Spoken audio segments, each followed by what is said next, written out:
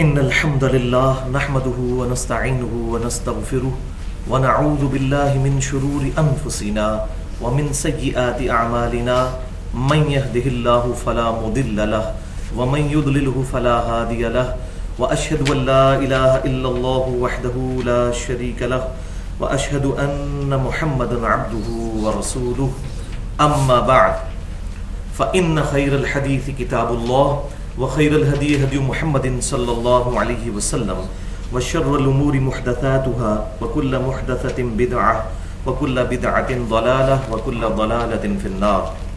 أعوذ بالله السميع العليم من الشيطان الرجيم من همزه ونفخه ونفثه. بسم الله الرحمن الرحيم. رب اشرح لي صدري ويسر لي أمري واحلل عقدة من لساني يفقهوا قولي. بسم الله الرحمن الرحيم. إن الله وملائكته يصلون على النبي يا أيها الذين آمنوا صلوا عليه وسلموا تسليما. اللهم صل على محمد وعلى آل محمد كما صليت على إبراهيم وعلى آل إبراهيم إنك حميد مجيد.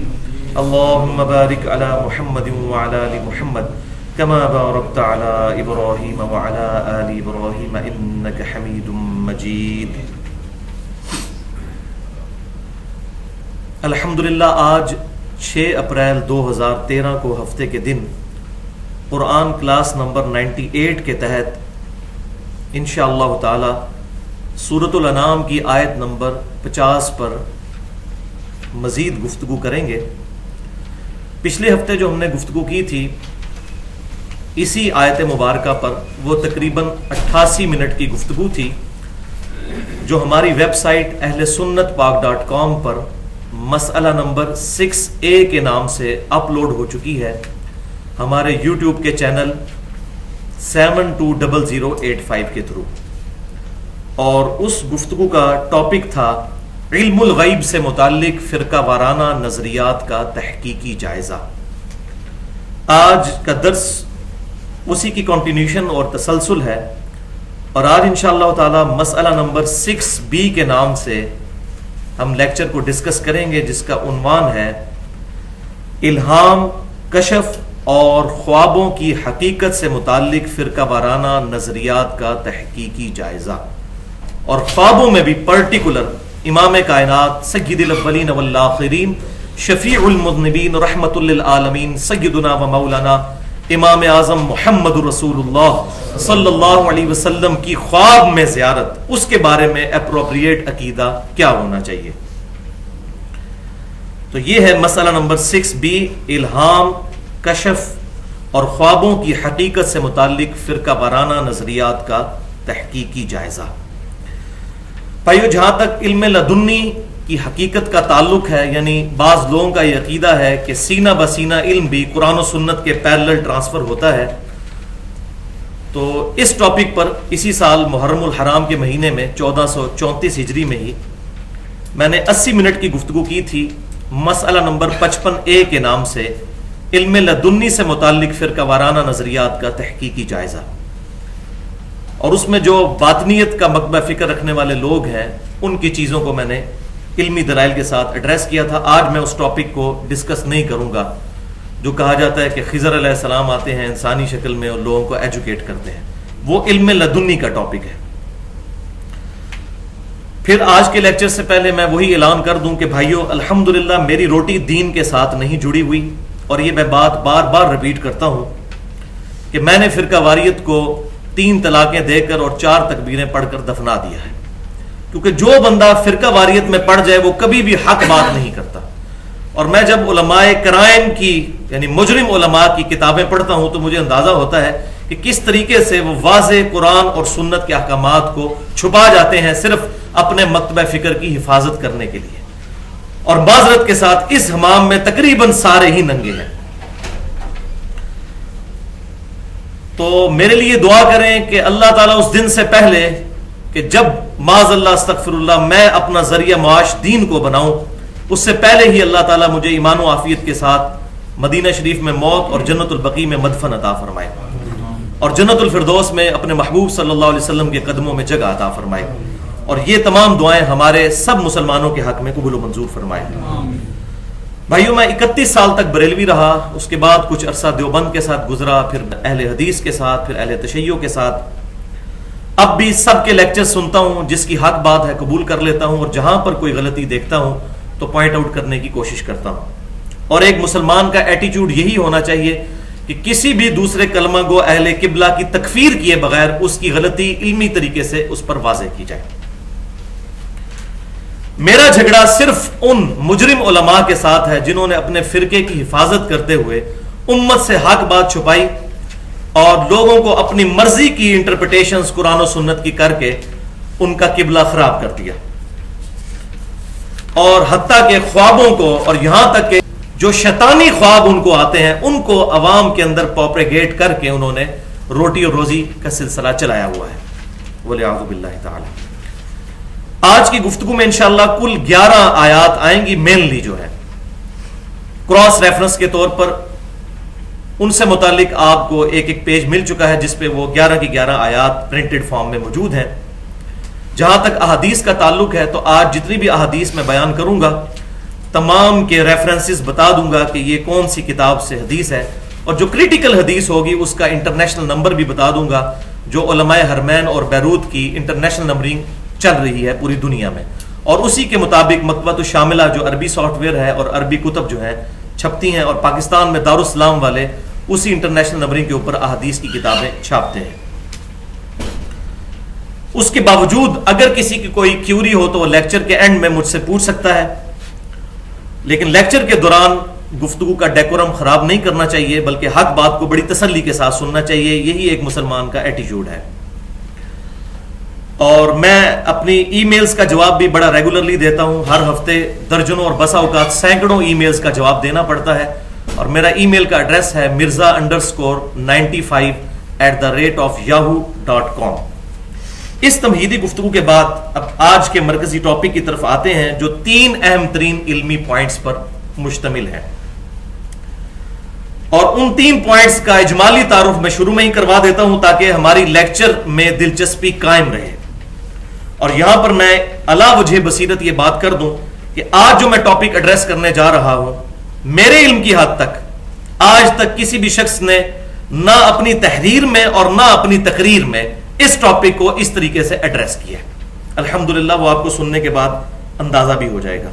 اور یہ لیکچر تیسرے نمبر پہ ہے جس کے لیے مجھے بڑی جان لڑانی پڑی۔ پہلے نمبر پر وہ لیکچر جو میں نے محرم الحرام میں 2.25 گھنٹے کا لیکچر دیا تھا، حدیث قرطاس پر اور وسیع رسول کون ہے صلی اللہ علیہ وسلم، اور دوسرا رفع الیدین سے متعلق جو 2.25 گھنٹے کا میرا لیکچر تھا، رفع الیدین سے متعلق فرقہ وارانہ نظریات کا تحقیقی جائزہ۔ اور اب یہ تیسرے نمبر پر مشکل ترین جو لیکچر مجھے تیار کرتے وقت واقعی جان کھپانی پڑی، وہ یہ والا لیکچر ہے۔ اس لیکچر میں ہم 3 علمی پوائنٹس کے تحت 3 اصطلاحات کو ڈسکس کریں گے، 3 ٹرمنالوجیز کو۔ پوائنٹ نمبر 1 ہوگا الہام سے ریلیٹڈ، الہام کی تعریف کیا ہے اور قرآن و سنت میں اس کی مثالیں کون سی ہیں۔ پوائنٹ نمبر 2 کشف سے ریلیٹڈ ہوگا کہ کشف کا عقیدہ کیا ہے۔ یہ کشف لفظ ہے، کشف لفظ نہیں ہے، کاف کے اوپر زبر، شین کے اوپر زبر اور پھر فا پہ ساکن۔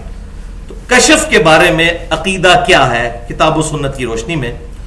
اور پوائنٹ نمبر 3 جو ہے وہ خوابوں سے متعلق، جسے عربی میں رؤیا کہتے ہیں، اور اس میں بھی پرٹیکولر خواب میں دیدار مصطفیٰ صلی اللہ علیہ وآلہ وسلم سے متعلق کیا عقیدہ ہونا چاہیے اور اس میں حق بات کیا ہے، وہ میں انشاءاللہ بیان کروں گا۔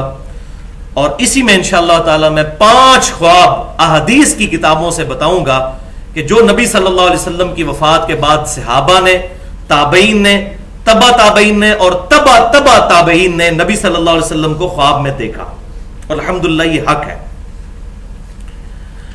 تو پہلی اصطلاح کی طرف آتے ہیں، ایک دفعہ دروشی پڑھ لیجئے۔ اللہم صلی علی محمد وعلی آل محمد کما صلیت علی ابراہیم وعلی آل ابراہیم انک حمید مجید۔ اللہم بارک علی محمد وعلی آل محمد کما بارکت علی ابراہیم وعلی آل ابراہیم انک حمید مجید۔ پہلی اصطلاح ہے الہام۔ تو بھائیو، عربی ڈکشنری القاموس کے مطابق الہام سے مراد وہ بات ہے جو اللہ تعالیٰ انسان کے دل میں اتار دیتا ہے، اور اس کے ذریعے اللہ تبارک و تعالی انسانوں کو رہنمائی عطا کرتا ہے، کسی چیز کی ٹرو انڈرسٹینڈنگ عطا فرماتا ہے، سمجھ بوجھ، اور پھر انسان کا دل اس بات پر مطمئن ہو جاتا ہے۔ یہ ہے الہام۔ اس کے لیے قرآن و سنت میں مختلف الفاظ آئے ہیں۔ الہام کا لفظ بھی آیا، القاء کا لفظ بھی آیا، شرح صدر کا لفظ بھی آیا، سینے کا کھل جانا، ٹرو انڈرسٹینڈنگ، اور بسا اوقات لغت کے معنوں میں وحی کا لفظ بھی استعمال ہوا ہے الہام کے لیے، لغت کے معنوں میں۔ اصطلاح کے معنوں میں وحی صرف پیغمبروں پر آتی ہے، لغت کے معنوں میں۔ تو اب اپنا جو پیج ہے قرآن پاک کے ریفرنسز والا وہ نکال لیجئے، اس میں پہلی 5 آیات جو ہیں وہ اسی سے ریلیٹڈ ہیں، الہام سے متعلق۔ اعوذ باللہ من الشیطان الرجیم، بسم اللہ الرحمن الرحیم۔ پہلی آیت مبارکہ ہے سورہ الشمس پارہ نمبر 30 کی آیت نمبر 8۔ انسانی نفس کا ذکر کرتے ہوئے اس کانٹیکسٹ میں اللہ تعالیٰ ارشاد فرماتا ہے فَأَلْهَمَهَا فُجُورَهَا وَتَقْوَاهَا، پس ہم نے اس نفس میں برائی کا بھی مادہ رکھ دیا اور اس کا سینس بھی رکھ دیا، وَتَقْوَاهَا، اور ڈرنے کی صلاحیت بھی رکھ دی، یعنی برائی سے بچنے کی، یعنی نیکی اور خیر اور بھلائی بھی نفس میں ودیت کر دیا گیا ہے۔ یہ جبلی طور پر، جس کو ہم کہتے ہیں نیچرل انسٹنکٹ جو ہے انسان کی، جبلی ہدایت وہ ہر نفس کو دے دی گئی ہے۔ ہر انسان جھوٹ بولنے کو برا سمجھتا ہے اور سچ بولنے کو اچھا، چاہے اس تک وحی کی تعلیمات نہ بھی پہنچی ہوں تب بھی، یہ ہماری جبلت میں ہے۔ ظلم کرنے کو برا سمجھتا ہے اور کسی کے ساتھ بھلائی کرنے کو اچھا سمجھتا ہے، یہ ہماری جبلت میں داخل۔ اور میں اسی پر جملہ بولا کرتا ہوں کہ آج بھی امریکہ میں ہالی ووڈ کی فلم کے اینڈ پہ بھی سچ کی جیت دکھائی جاتی ہے، کبھی کوئی ایسی فلم بھی نہیں بنی کہ جس میں جھوٹ کی جیت دکھائی دے۔ یہ انسان کی انسٹنکٹ میں ہے کہ انسان سچائی سے پیار کرتا ہے اور اس کو پیور سمجھتا ہے، اچھا سمجھتا ہے۔ تو یہ اللہ تعالیٰ نے ہمارے نفس میں ودیت کیا۔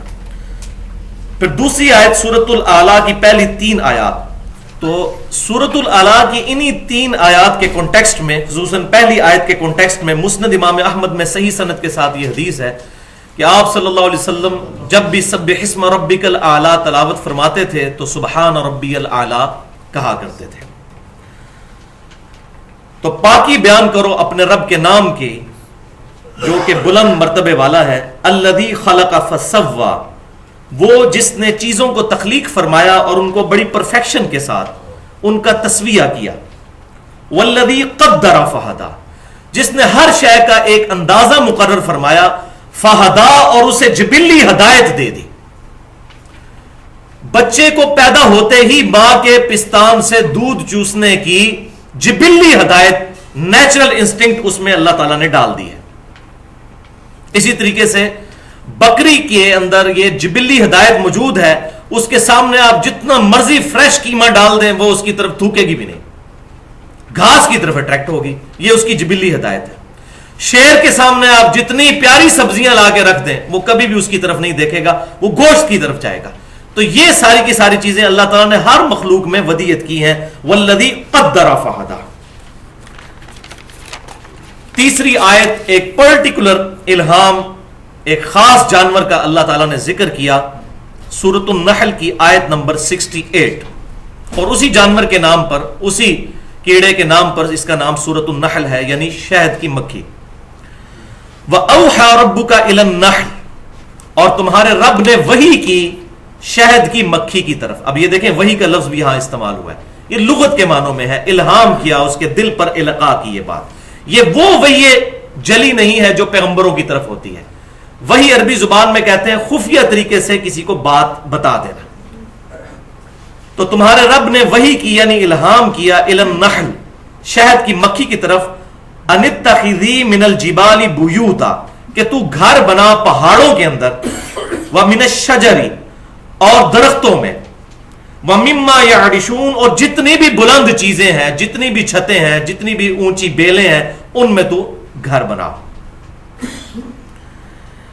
اب پرٹیکولر ایک اور ہدایت کا ذکر آ رہا ہے اگلی آیت میں، ریفرنس نمبر 4 جو آپ کے پیج پہ ہے، سورہ الزمر کی آیت نمبر ہے 22. افمن شرح اللہ صدرہ للاسلام، بھلا وہ شخص کہ جس کا سینہ اللہ نے کھول دیا ہو اسلام کے لیے، کہ وہ اسلام کی حقانیت کو پہچان چکا ہو، فہو علی نور من ربہ، اور وہ اپنے رب کی طرف سے نور ہدایت پر بھی ہو. اور اس میں اب بٹوین دا ورڈز بات محذوف کر دی گئی. یہ سورت کا سٹائل ہے کہ کیا وہ شخص اچھا ہے یا وہ جس کا آگے ذکر آ رہا ہے. فویل للقاسیۃ قلوبہم، تو ہلاکت ہے دل کی سختی جن لوگوں کے اندر موجود ہے ان کے لیے. قلوبہم من ذکر اللہ، اللہ کے ذکر کے بارے میں جن کے دل سخت ہو چکے ہیں. اولئک فی ضلال مبین، اور یہی لوگ کھلی گمراہی میں ہیں. تو وہ شخص جس کا سینہ اللہ نے اسلام کی حقانیت کے لیے کھول دیا وہ اچھا ہے اور اپنے رب کی طرف سے جو نور پر ہے، یا وہ شخص کہ جس کا دل جو ہے وہ سخت ہو چکا ہے اور وہ حق بات قبول کرنے والا نہیں ہے. تو یہ پرٹیکولر ہدایت کا ذکر ہے کہ جو بندہ ایفرٹ کر کے اللہ تعالیٰ تک پہنچنے کی کوشش کرے تو اللہ تعالیٰ اس کو اسلام کی دولت سے مشرف فرما دے. اور اسی کا ذکر ہے آگے جو ریفرنس نمبر 5 ہے، جو سیدنا موسیٰ علیہ السلام کی دعا ہے، سورہ طٰہٰ کی آیت نمبر 25. قال رب اشرح لی صدری ویسر لی امری واحلل عقدۃ من لسانی یفقہوا قولی. اور سٹارٹ اسی بات سے ہو رہا ہے، اے رب میرا سینہ کھول دے. یہ وہی چیز ہے، شرح اللہ صدرہ للاسلام، اس معاملے میں مجھے بہترین فہم عطا فرما. اور نبی صلی اللہ علیہ وسلم کو تو اللہ تعالیٰ نے یہ انعام خود ہی عطا فرما دیا، الم نشرح لک صدرک. اے محبوب صلی اللہ علیہ وسلم، ہم نے آپ کے لیے شرح صدر نہیں فرما دیا کیا؟ تو یہ شرح صدر کو ہم اللہ تعالیٰ کی طرف سے خاص سمجھ بوجھ کہتے ہیں. اس کے لیے اگر کوئی الہام کا لفظ بولتا ہے شرح صدر کے لیے تو علم الکلام کی لینگویج میں درست ہے، کوئی حرج نہیں ہے. لیکن اس کے لیے جو پرٹیکولر اپروپریٹ ورڈ ہے وہ شرح صدر. الہام، وہ جبلی الہام تو ہم الہام سب کے لیے بول سکتے ہیں، جو شہد کی مکھی کے لیے آیا اور یہ باقی چیزیں جو میں نے مثالیں دی شیر کی اور بکری کی.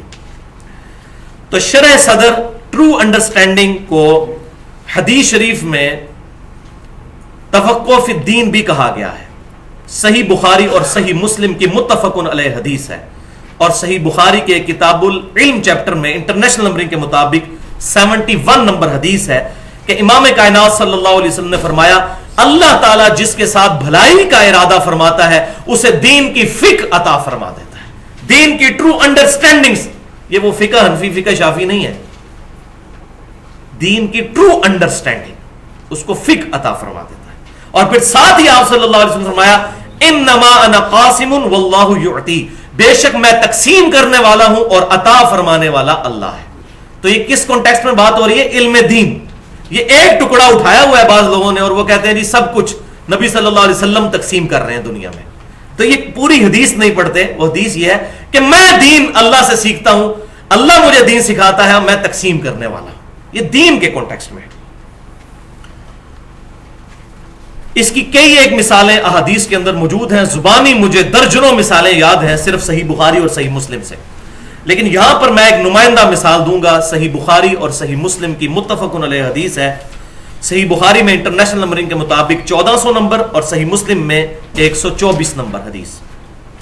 منکرین زکوٰۃ اور مرتدین کے کانٹیکسٹ میں یہ حدیث ہے صحیح بخاری اور صحیح مسلم میں کہ امام کائنات صلی اللہ علیہ وسلم کے بعد جب سیدنا ابوبکر صدیق خلیفہ اول بنے رضی اللہ تعالی عنہ، تو ان کے زمانے میں کچھ قبائل مرتد ہو گئے، اسلام سے پھر گئے، اور بعض نے زکوٰۃ کی فرضیت تک کا انکار کر دیا. تو سیدنا ابوبکر صدیق رضی اللہ تعالیٰ عنہ نے صحابہ کو اس پر کنونس کیا کہ ہم ان کے خلاف قتال کریں گے یہاں تک کہ یہ اسلام میں داخل ہو جائیں.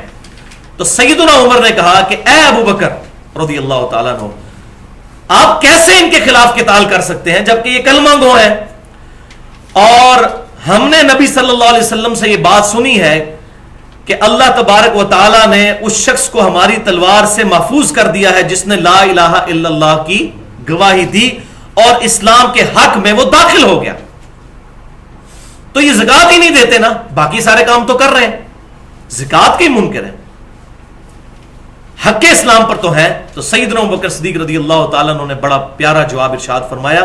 انہوں نے کہا اے عمر, یہ حق کے مال کے منکر ہو چکے ہیں, وہ بھی اللہ ہی نے مقرر کیا ہے, وہ بھی اسلام کا حق ہے.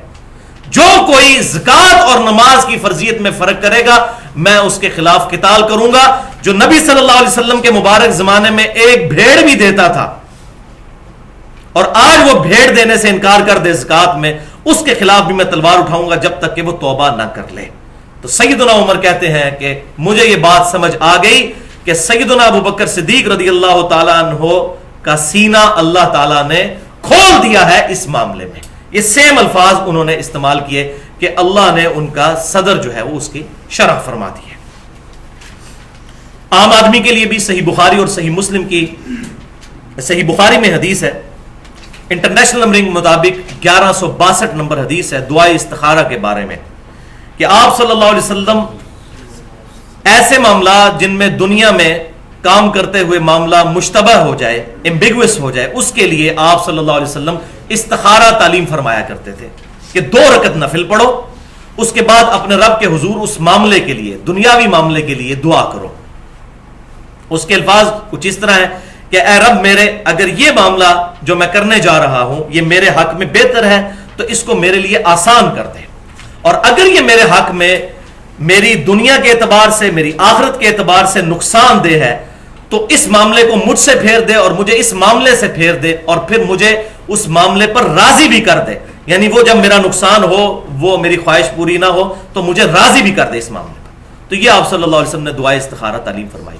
اس میں جو کہا جاتا ہے جی وہ اس کے بعد سو جائیں, خواب میں سبز رنگ نظر آئے گا تو وہ سرخ رنگ نظر آئے گا, تو یہ ایسی کوئی بات کسی بھی حدیث کے اندر موجود نہیں ہے. بس یہ ہے اللہ تعالیٰ دل ٹھوک دے گا, وہی انسان کے اوپر اللہ تعالیٰ کی طرف سے القاء ہو جائے گا, شرع صدر ہو جائے گا, حالات ایسے بن جائیں گے کہ خود بخود انسان اس چیز کی طرف یا تو اٹریکٹ ہو جائے گا اگر وہ حق پر ہوگی, اور اگر وہ باطل ہوگی تو اللہ تعالیٰ اس معاملے میں پیچھے ہٹا دے گا. جیسا کہ عموماً رشتے وغیرہ جو ہوتے ہیں اس میں لوگ استخارہ کرتے ہیں, لیکن استخارہ انسان نے خود کرنا ہوتا ہے, کسی سے نہیں کروانا ہوتا, کیونکہ معاملہ اپنا ہے نا, تو اللہ کے حضور خود دعا کرنی. اس کے الفاظ بھی یہی ہیں.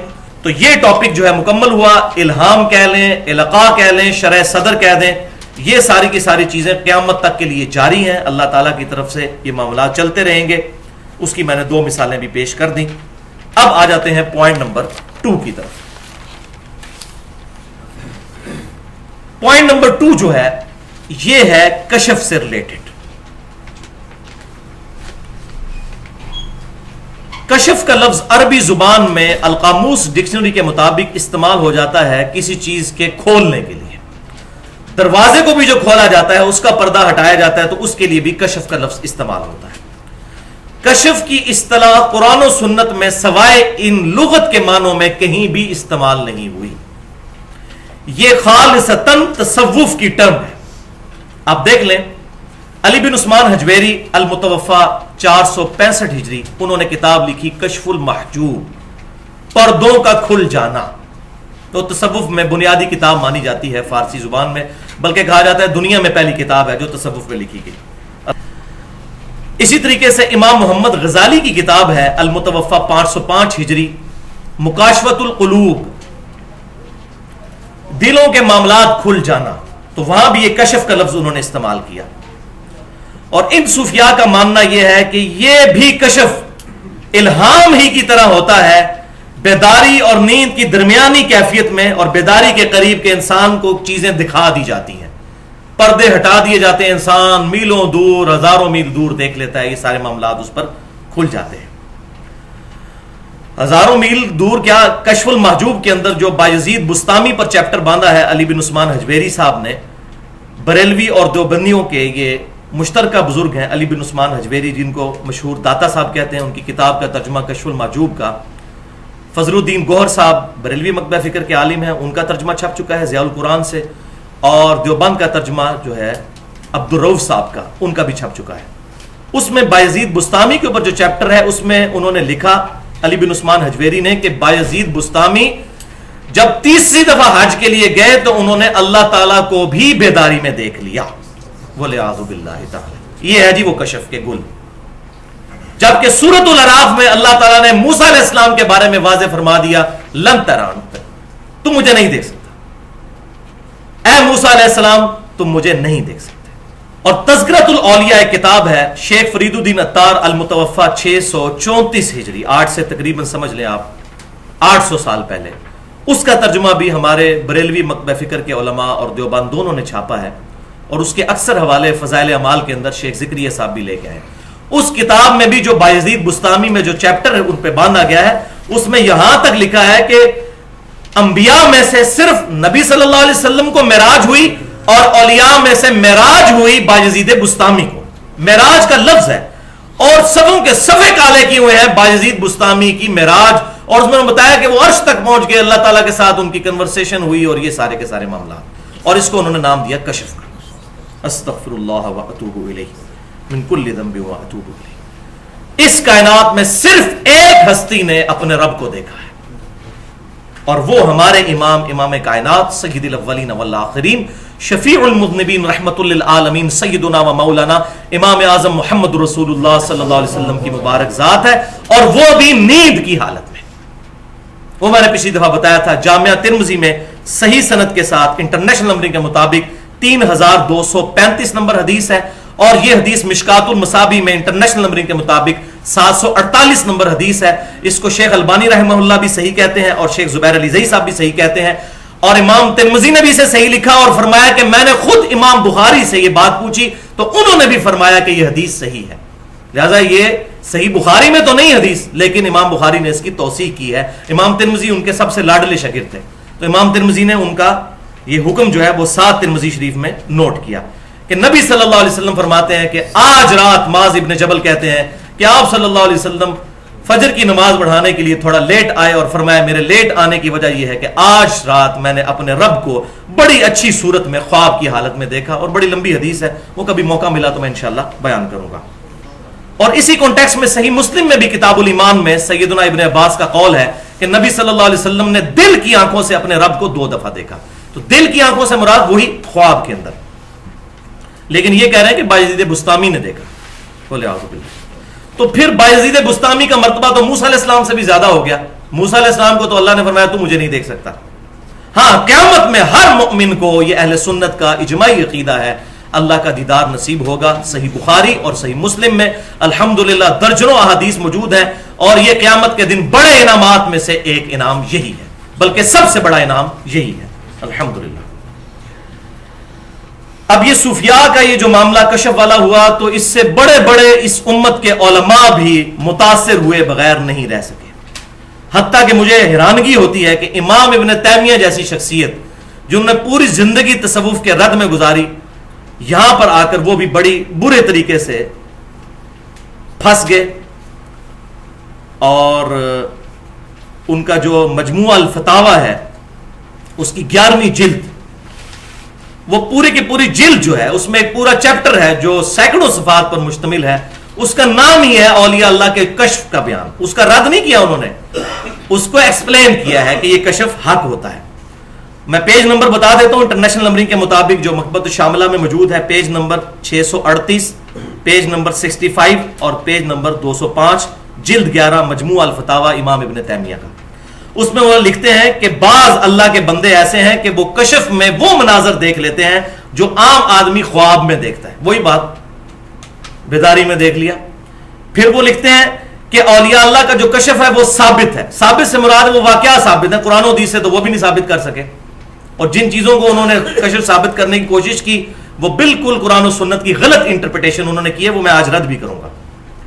اور پھر لکھا کہ اولیاء اللہ کشف کے ذریعے لوگوں کے انجام معلوم کر لیتے ہیں کہ کون جنت میں ہے اور کون دوزخ میں. وَلِعَاذُ بِاللَّهِ. یہ تو صحابہ اکرام 4 فٹ نیچے نہیں دیکھ سکتے تھے. صحیح بخاری اور مسلم کی متفق علیہ حدیث ہے کہ آپ صلی اللہ علیہ وسلم 2 قبر والوں کے پاس رک گئے. صحابہ نے کہا یا رسول اللہ کیا ہوا؟ فرمایا ان کو عذاب ہو رہا ہے. صحابہ کو تو نظر نہیں آیا. پھر آپ صلی اللہ علیہ وسلم نے ایک ٹہنی توڑ کر ان کی قبروں پر لگائی 2 حصے کر کے. فرمایا ایک پیشاب کے چھینٹوں سے نہیں بچتا تھا، دوسرا چغلی کھایا کرتا تھا. جب تک یہ ٹہنیاں جو ہیں ہری رہیں گی اللہ تعالیٰ ان کے عذاب میں تخفیف فرماتا رہے گا. اچھا اب یہ دلائل کہاں سے پکڑتے ہیں؟ دلیل پھر قرآن پاک سے مجبوری ہے ان کی، کیونکہ مسلمانوں کو دعوت دینی ہے تو ان کو بھی ڈر لگتا ہے کہ قرآن کے بغیر بات کی تو لوگ سمجھیں گے کہ نیا دین کھڑا ہو جائے گا، لیکن پھر غلط انٹرپریٹیشن کرتے ہیں. وہ ہے ریفرنس نمبر 6 سورۃ القصص کی آیت نمبر 7.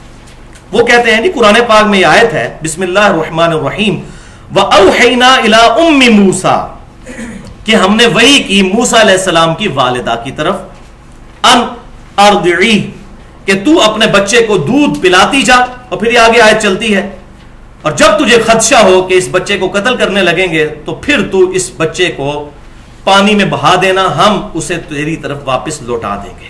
اب ظاہر ہے اتنا بڑا ڈیسیژن کرنا کہ ایک بچے کو پانی میں ڈال دینا یہ بغیر کسی واضح الہام کے ممکن نہیں ہے.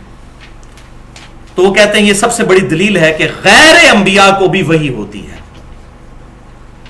لیکن وہ یہ بات بھول جاتے ہیں کہ یہ دو ہی واقعات آئے ہیں قرآن میں، ایک عیسیٰ علیہ السلام کی والدہ اور دوسری موسیٰ علیہ السلام کی والدہ، اور یہ دونوں پیغمبروں کی والدائیں ہیں.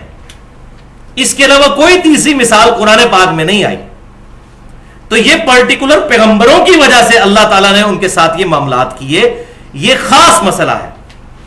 لہٰذا یہ ان کی دلیل قرآن کے اعتبار سے کمزور ہے. ہاں حدیث میں ایک مضبوط دلیل ہے لیکن اس کی انٹرپریٹیشن یہ غلط کرتے ہیں، وہ میں انشاءاللہ بیان کر دوں گا. تو پورے قرآن میں اور احادیث میں کبھی بھی کشف کا لفظ اپنے اس اصطلاح میں استعمال نہیں ہوا جو صوفیاء کرتے ہیں یا امام ابن تیمیہ نے کی، بلکہ کشف اپنے لغت کے معنوں میں استعمال ہوتا ہے. قرآن پاک میں کئی مثالیں ہیں، ایک مثال میں نے یہاں پر ڈال دی ہے. سورہ قاف کی آیت نمبر ہے 22 آپ کے ریفرنس پہ 7 نمبر. بسم اللہ الرحمن الرحیم فَكَشَفْنَا عَنْكَ غِطَاءَكَ فَبَصَرُكَ الْيَوْمَ حَدِيدٌ. یہ اللہ تعالیٰ قیامت والے دن مجرمین سے خطاب فرمائے گا، اے مجرم آج تیری نگاہ کے آگے سے ہم نے سارے پردے ہٹا دیے ہیں تو آج تیری نظر بڑی تیز ہے. تو دنیا میں کہا کرتا تھا کہ کس طریقے سے اللہ تعالیٰ مردوں کو زندہ کرے گا، تو آج تیری نظر بڑی تیز ہے. یہ اس سے ٹونٹ اللہ تعالیٰ فرمائے گا قیامت والے دن، تنزیہ گفتگو. تو اس امت میں بھائیوں یہ وہی جو موسیٰ علیہ السلام کی والدہ پر ہوئی، اس امت میں ختم نبوت کی وجہ سے یہ وحی کا سلسلہ بھی بین ہو چکا ہے. اور بعض لوگ یہ سمجھتے ہیں کہ جی اگلے انبیاء کی جو امتیں تھیں وہ تو پھر اچھی رہ گئیں کہ ان پر غیر انبیاء پر بھی وحی ہو جاتی تھی کشف کی شکل میں، جس کو وہ کہتے ہیں یا میں اس کو الہام کہتا ہوں، تو ہماری امت تو پھر پیچھے رہ گئی. تو بھائیو یہ اس امت کی خوبی ہے کہ ختم نبوت کی وجہ سے یہاں پر یہ معاملہ بین ہو گیا، اور یہ میرا اللہ تبارک و تعالیٰ نے مجھ پر شرح صدر کیا ہے یہ معاملہ. اس کو میں شرح صدر کہتا ہوں کہ یہ میرا جملہ گولڈن کوٹ یاد رکھیے گا کہ جس طریقے سے توحید صرف اس امت میں آ کر اپنے آخری درجے میں کامل ہوئی ہے کہ سجدہ تعظیمی بھی حرام ہو گیا، جو اگلی امتوں میں انبیاء کو کرنا جائز تھا. فرشتوں نے آدم علیہ السلام کو کیا، یوسف علیہ السلام کو ان کے بھائیوں نے کیا، ماں باپ نے کیا. اگلی امتوں میں سجدہ تعظیمی جائز تھا، اس امت میں حرام کر کے اللہ تبارک و تعالیٰ نے توحید کو جس طریقے سے کامل کیا، بالکل اس طریقے سے اگلی امتوں میں غیر انبیاء پر بھی الہام ہو جایا کرتا تھا، وحی خفی ہو جایا کرتی تھی. لیکن ختم نبوت کی وجہ سے آخری درجے میں اللہ تبارک و تعالیٰ نے یہ معاملہ ہی ختم کر دیا کہ آپ صلی اللہ علیہ وسلم کے بعد کوئی شخص یہ جرت نہ کرے کہ میری طرف وحی خفی آتی ہے، میں وہ نبی تو نہیں ہوں لیکن میری طرف وحی آتی ہے. یہ معاملہ ہی بیان کر دیا. یہ ہے شرح صدر جو اللہ تعالیٰ نے مجھ پر کیا ہے الحمدللہ. اور سورۃ الاحزاب کی آیت نمبر 40 بسم اللہ الرحمن الرحیم ما کان محمد ابا احد من رجالکم ولکن رسول اللہ وخاتم النبیین وکان اللہ بکل شیء علیما. اور محمد صلی اللہ علیہ وسلم تو تم مردوں میں سے کسی کے باپ نہیں بلکہ وہ تو اللہ کے رسول ہیں اور خاتم النبیین ہیں، خاتم بھی ہیں اور خاتم بھی ہیں، اور اللہ تعالیٰ کو ہر شے کا علم ہے. یہ خاتم اور خاتم کی بحث جو قادیانی کرتے ہیں، آج موقع نہیں، اس پہ میرا پورا لیکچر ہے تقریباً 35 سے 40 منٹ کا، مسئلہ نمبر 40 کے نام سے اہل سنت پاک.com پر. تو بھائیو اب چونکہ سلسلہ نبوت امام کائنات صلی اللہ علیہ وسلم پر مکمل ہو چکا، اب اس میں امپلائڈ ہے کہ وحی کا سلسلہ بھی ختم، سوائے ایک چیز کے، وہ آگے آ جائے گی. وہ آپ صلی اللہ علیہ وسلم نے خود ہی بتا دی. سورہ ال عمران کی آیت نمبر 179 جس پہ میں نے پچھلی دفعہ گفتگو بھی کی تھی, آپ کے ریفرنس پیج پہ آیت نمبر 9. بسم اللہ الرحمن الرحیم. وما کان اللہ لیطلعکم علی الغیب, اور اللہ کی یہ شان نہیں ہے کہ تمہیں غیب پر مطلع کرے. ولیکن اللہ یجتبی من رسلہ من یشاء, بلکہ اللہ تعالیٰ چن لیتا ہے اپنے پیغمبروں میں سے جن کو چاہتا ہے. فآمنوا باللہ ورسولہ, تو تمہارا کام ہے ایمان لاؤ اللہ اور اس کے رسول پر. وَإِن تُؤْمِنُوا وَتَتَّقُوا فَلَكُمْ أَجْرٌ عَظِيمٌ, اور اگر تم ایمان لاؤ گے اور تقوی اختیار کرو گے تو تمہارے لیے اجر عظیم ہے. تو سیدنا ابو بکر صدیق رضی اللہ تعالیٰ عنہ سے لے کر آخری انسان جو مسلمان اس روئے عرض پر آئے گا, سب کے سب لوگ ایمان بالغیب رکھیں گے. علم غیب صرف اللہ تعالیٰ اپنے انبیاء کو عطا فرماتا ہے, اور ہمارے محبوب صلی اللہ علیہ وسلم کو اللہ تعالیٰ نے جو غیبی خبریں عطا فرمائی وہ ان کے لیے, باقی سب لوگ تصدیق کرنے والے ہیں. اس پہ میں نے پچھلی دفعہ ڈیٹیل سے بحث بھی کی تھی الحمدللہ. اس میں نے کئی ایک مثالیں بتائیں جو آج میں نے بتائی. صحیح بخاری اور صحیح مسلم کی متفق علیہ حدیث کی عذاب قبر صحابہ کو نظر نہیں آیا, نبی صلی اللہ علیہ وسلم نے دیکھ لیا. اسی طریقے سے صحیح بخاری اور مسلم کی متفق علیہ حدیث ہے کہ آپ صلی اللہ علیہ وسلم نے منبر پہ خطبہ دیتے ہوئے فرمایا کہ میں نے جنت اور دوزخ کو بالکل اپنے سامنے دیکھا, صحابہ کو نظر نہیں آئی.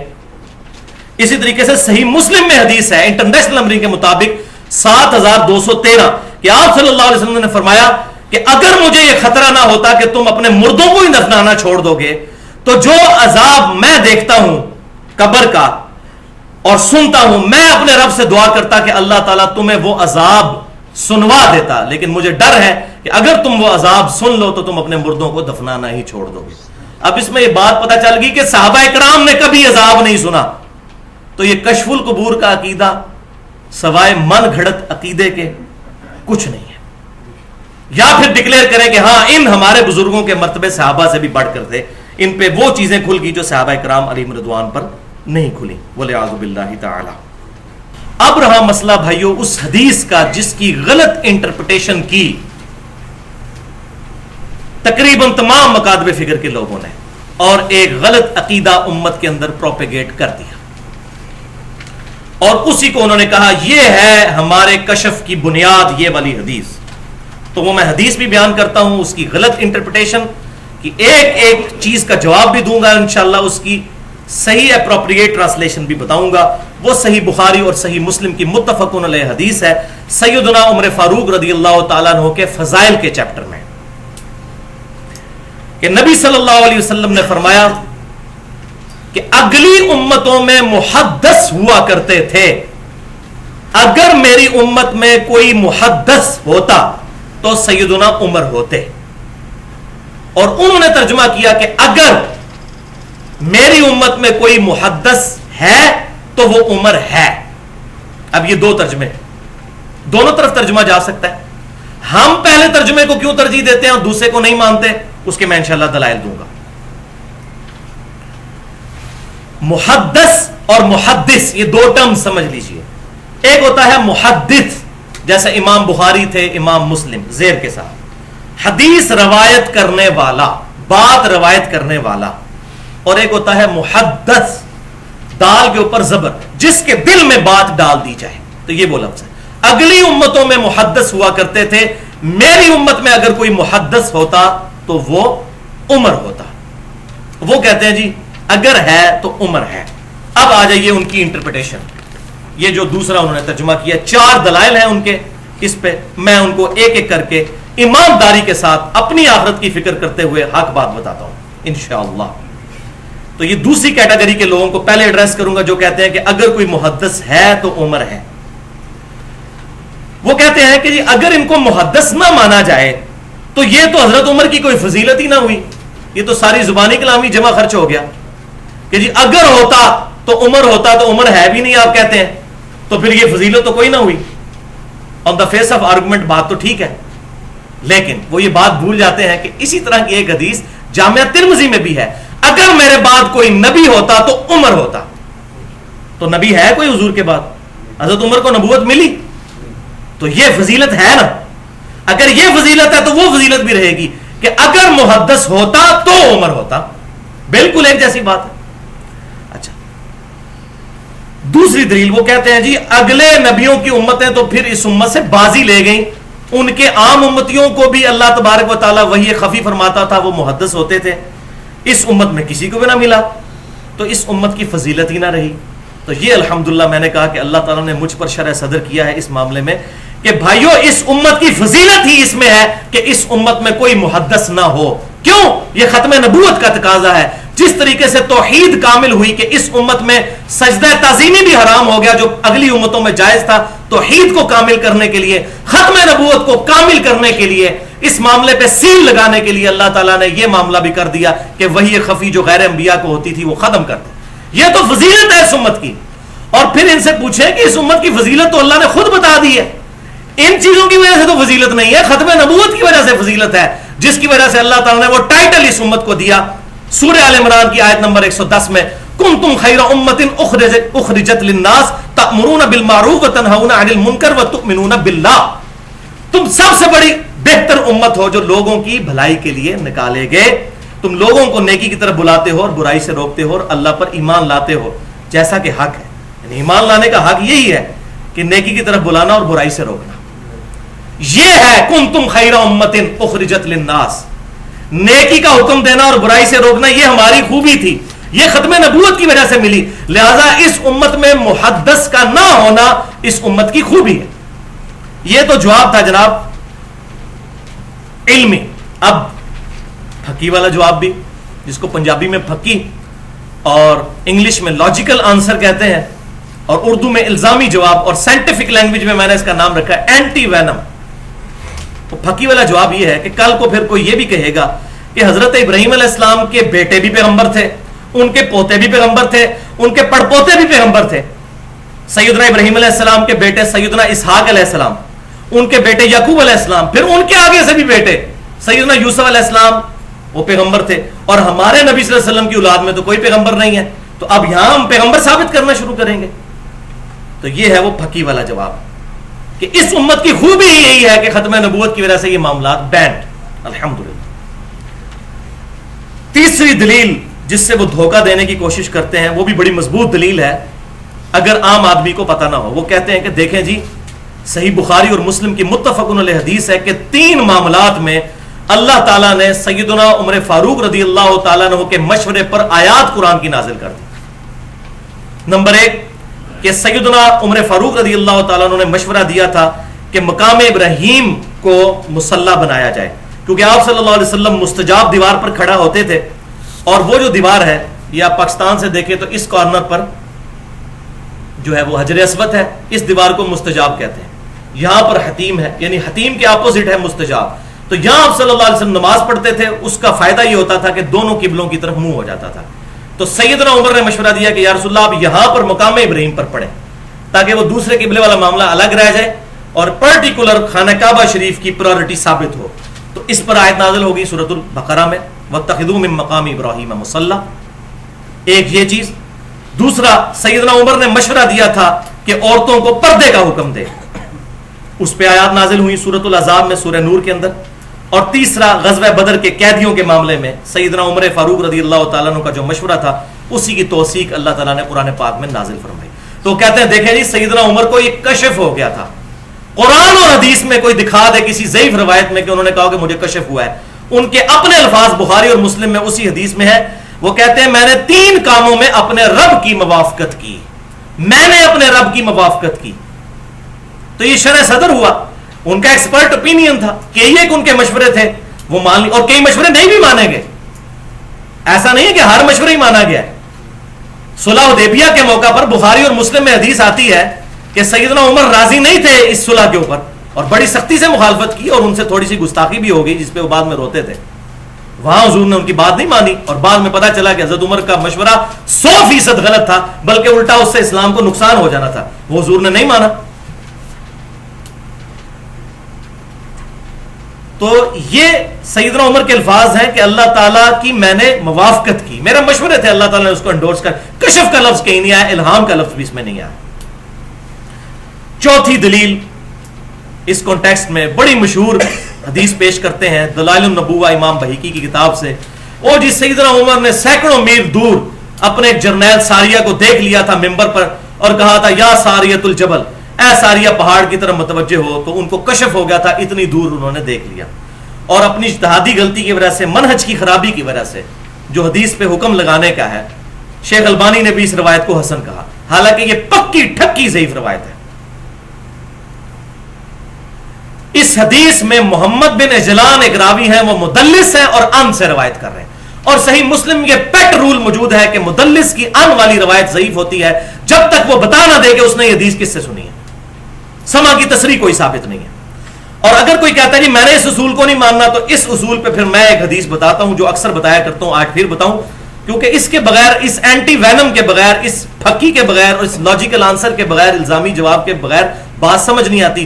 کوئی کہتا ہے اگر میں مدلس کی ان والی روایت کو ضعیف نہیں مانتا تو پھر یہ روایت جو مسند امام احمد میں بھی موجود ہے، مشکات المصابیح میں انٹرنیشنل نمبرنگ کے مطابق 4902 نمبر حدیث ہے، مفاخرت اور عصبیت کے بیان میں آپ صلی اللہ علیہ وسلم کی حدیث ہے جو لکھی ہوئی ہے، ویسے ثابت نہیں ہے. وہ الفاظ کیا ہے کہ فرمایا کہ جو شخص اپنے جاہلی نسب پر فخر کرے اسے کہو کہ اپنے باپ کا عضو تناسل کاٹ کے اپنے منہ میں رکھ لو، اور یہ بات اس سے کنائے سے نہ کرو، ڈائریکٹ کہو کہ اپنے باپ کی شرم کا کاٹ کے اپنے منہ میں رکھ لے کہ تو اپنے باپ کے نسب پہ فخر کرتا ہے. یہ نبی صلی اللہ علیہ وسلم کی طرف منسوب مسند امام احمد میں. تو آپ مان سکتے ہیں کہ حضور ایسی بات کریں؟ آپ صلی اللہ علیہ وسلم وَإِنَّكَ لَعَلَىٰ خُلُقٍ عَظِيمٍ، اخلاق کے بلند ترین درجے پر فائز. اور بخاری اور مسلم کی متفق علیہ حدیث کہ آپ صلی اللہ علیہ وسلم میں کنواری لڑکیوں سے زیادہ شرم و حیا موجود تھی. آپ کیسے ہی بات کر سکتے تھے؟ ہو ہی نہیں سکتا. اس حدیث میں حسن بصری مدلس ہیں اور ان سے روایت کر رہے ہیں، اور حسن بصری تو محمد بن اجلان سے ہزاروں گنا بڑے امام ہیں اور تابعی ہیں، 70 صحابہ کی صحبت کرنے والے ہیں، لیکن مدلس ہیں، ان سے روایت کر رہے ہیں. اصول محدثین پہ یہ روایت بھی ضعیف ہے. تو جس نے کہنا ہے کہ میں نے یا ساریۃ الجبل کو صحیح ماننا ہے، پھر اس کو بھی صحیح ماننا ہے. ہم تو دونوں کو کہتے ہیں اصول محدثین پر ضعیف ہے، ہماری اپنی مرضی سے نہیں. سیدنا عمر کے فضائل میں نے ایک لیکچر دیا ہے اسی محرم میں، تقریباً 2 گھنٹے کا، فضائل سیدنا عمر قرآن و سنت کی روشنی میں. اس میں سیدنا عمر کے بارے میں جو ضعیف روایتیں کافی ساری ہیں ان کو بھی میں نے ان کا بھی پوسٹ مارٹم کیا ہے. ان میں ایک یہ بھی تھی، وہ مسئلہ نمبر 65 کے نام سے اہل سنت پاک.com پر اپلوڈ ہے. اب ایک اور پھکی والا جواب اسی میں. ہم for the sake of argument اگر یہ بات مان لیں، وہ کہتے ہیں نہیں جی آپ ترجمہ یہ کریں کہ اگر کوئی محدث ہے تو عمر ہے، تو ہم کہتے ہیں for the sake of argument agreed. تو اس کا مطلب یہ ہے کہ حضرت عمر کے علاوہ کوئی اور محدث نہیں ہے، کیونکہ اس میں الفاظ ہیں اگر کوئی محدث اس امت میں ہے تو عمر ہے. پھر سیدنا عمر خاتم المحدثین ہوئے، خاتم المحدثین ہوئے. اگر یہ معنی بھی کر لیا جائے، ان کے بعد پھر کوئی بھی نہ ہوا. اگر یہ بھی، ورنہ تو پہلے 4 دلائل کے بعد تو گنجائش ہی نہیں ہے. لیکن یہ ان کے لیے آخری درجے میں ان کی ہدایت کے لیے یہ بھی علمی طور پر ان کو جواب دیا جا سکتا ہے اینٹی وینم کے طور پر. اب آ جائیے وہ جو اپروپریٹ ترجمہ جو میں نے کیا تھا، جس کی طرف قرآن و سنت کے دلائل جاتے ہیں، وہ حق ترجمہ ہے. وہ ہے اگر کوئی محدث ہوتا تو عمر ہوتا. یہ ترجمہ کیوں کیا؟ پہلی دلیل صحیح بخاری سے انٹرنیشنل نمبر کے مطابق 6990 نمبر حدیث ہے، کتاب التعبیر چیپٹر میں امام کائنات صلی اللہ علیہ وسلم نے فرمایا میرے بعد نبوت کی خبروں میں سے صرف مبشرات باقی ہیں. کیٹاگوریکل ڈینائی، صرف مبشرات اور کوئی چیز نہیں. صحابہ نے پوچھا یا رسول اللہ صلی اللہ علیہ وسلم یہ مبشرات کیا ہیں؟ تو فرمایا اچھے خواب، دیٹس آل. خوابوں کے علاوہ اس امت میں اب کوئی اور ذریعہ نہیں ہے غیب کی خبریں آنے کا. کیٹاگوریکل ڈینائی ہے. اگر ہوتا تو آپ فرماتے خواب بھی ہیں، کشف بھی ہے، الہام بھی ہے، یہ چیزیں قیامت تک چلیں گی. فرمایا میرے بعد نبوت کی خبروں میں سے صرف مبشرات باقی ہیں، اور وہ کھول بھی دیا خواب وہ نیند کی حالت میں ہوتا ہے، بیداری میں نہیں ہوتا. یہ پہلی دلیل، بڑی مضبوط دلیل. اور بخاری اور مسلم میں حدیث ہے پھر کہ آپ صلی اللہ علیہ وسلم نے فرمایا کہ خواب یا اللہ کی طرف سے ہوتا ہے یا شیطان کی طرف سے. دیکھنا پھر اس کو بعد میں کتاب و سنت پر ہی ہوگا کہ یہ خواب شیطانی ہے یا رحمانی ہے. وہ میں پوائنٹ نمبر 3 میں انشاءاللہ تعالی ایڈریس کر دوں گا. دلیل نمبر 2 اس میں یہ ہے، صحیح بخاری میں حضرت عمر نے خود ہی بتا دیا ہے اپنا عقیدہ اور اپنا سٹیٹس. کتاب الشہادات چیپٹر میں انٹرنیشنل نمبرنگ کے مطابق 2641 نمبر حدیث ہے. سیدنا عمر کا اپنا قول ہے کتاب الشہادات صحیح بخاری میں. سیدنا عمر خطبہ دیتے ہوئے کہتے ہیں کہ جب تک نبی صلی اللہ علیہ وسلم ہم میں موجود تھے، اللہ تبارک و تعالی وحی کے ذریعے ہمارا مواخذہ فرما لیتا تھا. پہلی چیز کہ آپ موجود تھے، وحی آتی تھی، ہمارا مواخذہ ہو جاتا تھا اگر کوئی بات ہم چھپا لیتے تھے. نمبر 2، اب ہم ظاہر پر ہی فتویٰ لگائیں گے کیونکہ سلسلہ وحی منقطع ہو چکا ہے. یہ الفاظ ہیں کہ چونکہ وحی کا سلسلہ منقطع ہو گیا، ہم ظاہر کے اوپر فتویٰ لگائیں گے، ہمیں تو پتہ ہی نہیں دل میں کیا ہے. تیسری بات، اچھے اعمال والوں کو امن دیں گے، ان کی تصدیق کریں گے. اور چوتھی بات، برے اعمال والوں کو امن نہیں دیں گے، ان کی تصدیق بھی نہیں کریں گے، اور نہ ان کی یہ بات مانیں گے کہ ہمارے دل میں نیت یہ تھی، ہم نے ظاہری طور پر یہ کام کیا. ہم یہ ان کا آرگومنٹ قبول نہیں کریں گے کیونکہ وحی کا سلسلہ منقطع ہو چکا ہے، ہمیں نہیں پتا ان کے دلوں میں کیا ہے. تو سیدنا عمر خود ہی پیچھے ہٹ کے بیک فٹ پہ چلے گئے. سیدنا عمر نے خود اپنا سٹیٹس کلیئر کر دیا کہ مجھے یہ باتیں نہیں پتا، سلسلہ وحی منقطع ہو چکا ہے. یہ خواہ خواہ ان کی طرف غلط باتیں منسوب کر کے مسلمانوں کے عقیدوں کو بگاڑ رہے ہیں. وَلِعَوْذُ بِاللَّهِ تَعَالَى. اب اس کشف کے عقیدے نے کیا گل کھلائے وہ بھی ذرا سن لیجئے. اور یہ میں یقین کریں کوئی کامیڈی شو نہیں ہے، لیکن آپ کو ہنسی آئے گی یہ باتیں سن کے جو میں بیان کرنے جا رہا ہوں کہ جو یہ کشف کے عقیدے نے گل کھلائے. اس کی 3 مثالیں بیان کرتا ہوں. پہلی مثال، بریلوی اور دیوبندی مکتبہ فکر کے جو مشترکہ بزرگ ہیں قاضی ثناء اللہ پانی پتی، جنہوں نے تفسیر مظہری لکھی، بڑا ان کو مانتے ہیں جی، مجدد تھے جی، یہ بہت بڑے مجدد. اس میں انہوں نے شیخ احمد سرہندی صاحب، جن کو صوفیہ مجدد الف ثانی کہتے ہیں، ان کے ریفرنس سے یہ بات نقل کی، ان کے فضائل بیان کرتے ہوئے. اور یہ مکتوبات جو چھپے ہوئے ہیں مجدد الف ثانی صاحب کے، مکتوبات مجددیہ جو بریلوی اور دیوبندی دونوں چھاپتے ہیں، کیونکہ دونوں نقشبند سلسلے کو ماننے والے ہیں، اس میں بھی موجود ہے. اور تفسیر مظہری کے مقدمے میں انہوں نے لکھا کہ ہمارے بزرگوں نے کشف کے ذریعے یہ چیز دیکھی ہے کہ عیسیٰ علیہ السلام جب دنیا میں اتریں گے تو وہ بھی فقہ حنفی پر عمل کریں گے. استغفر اللہ توبہ الیہ.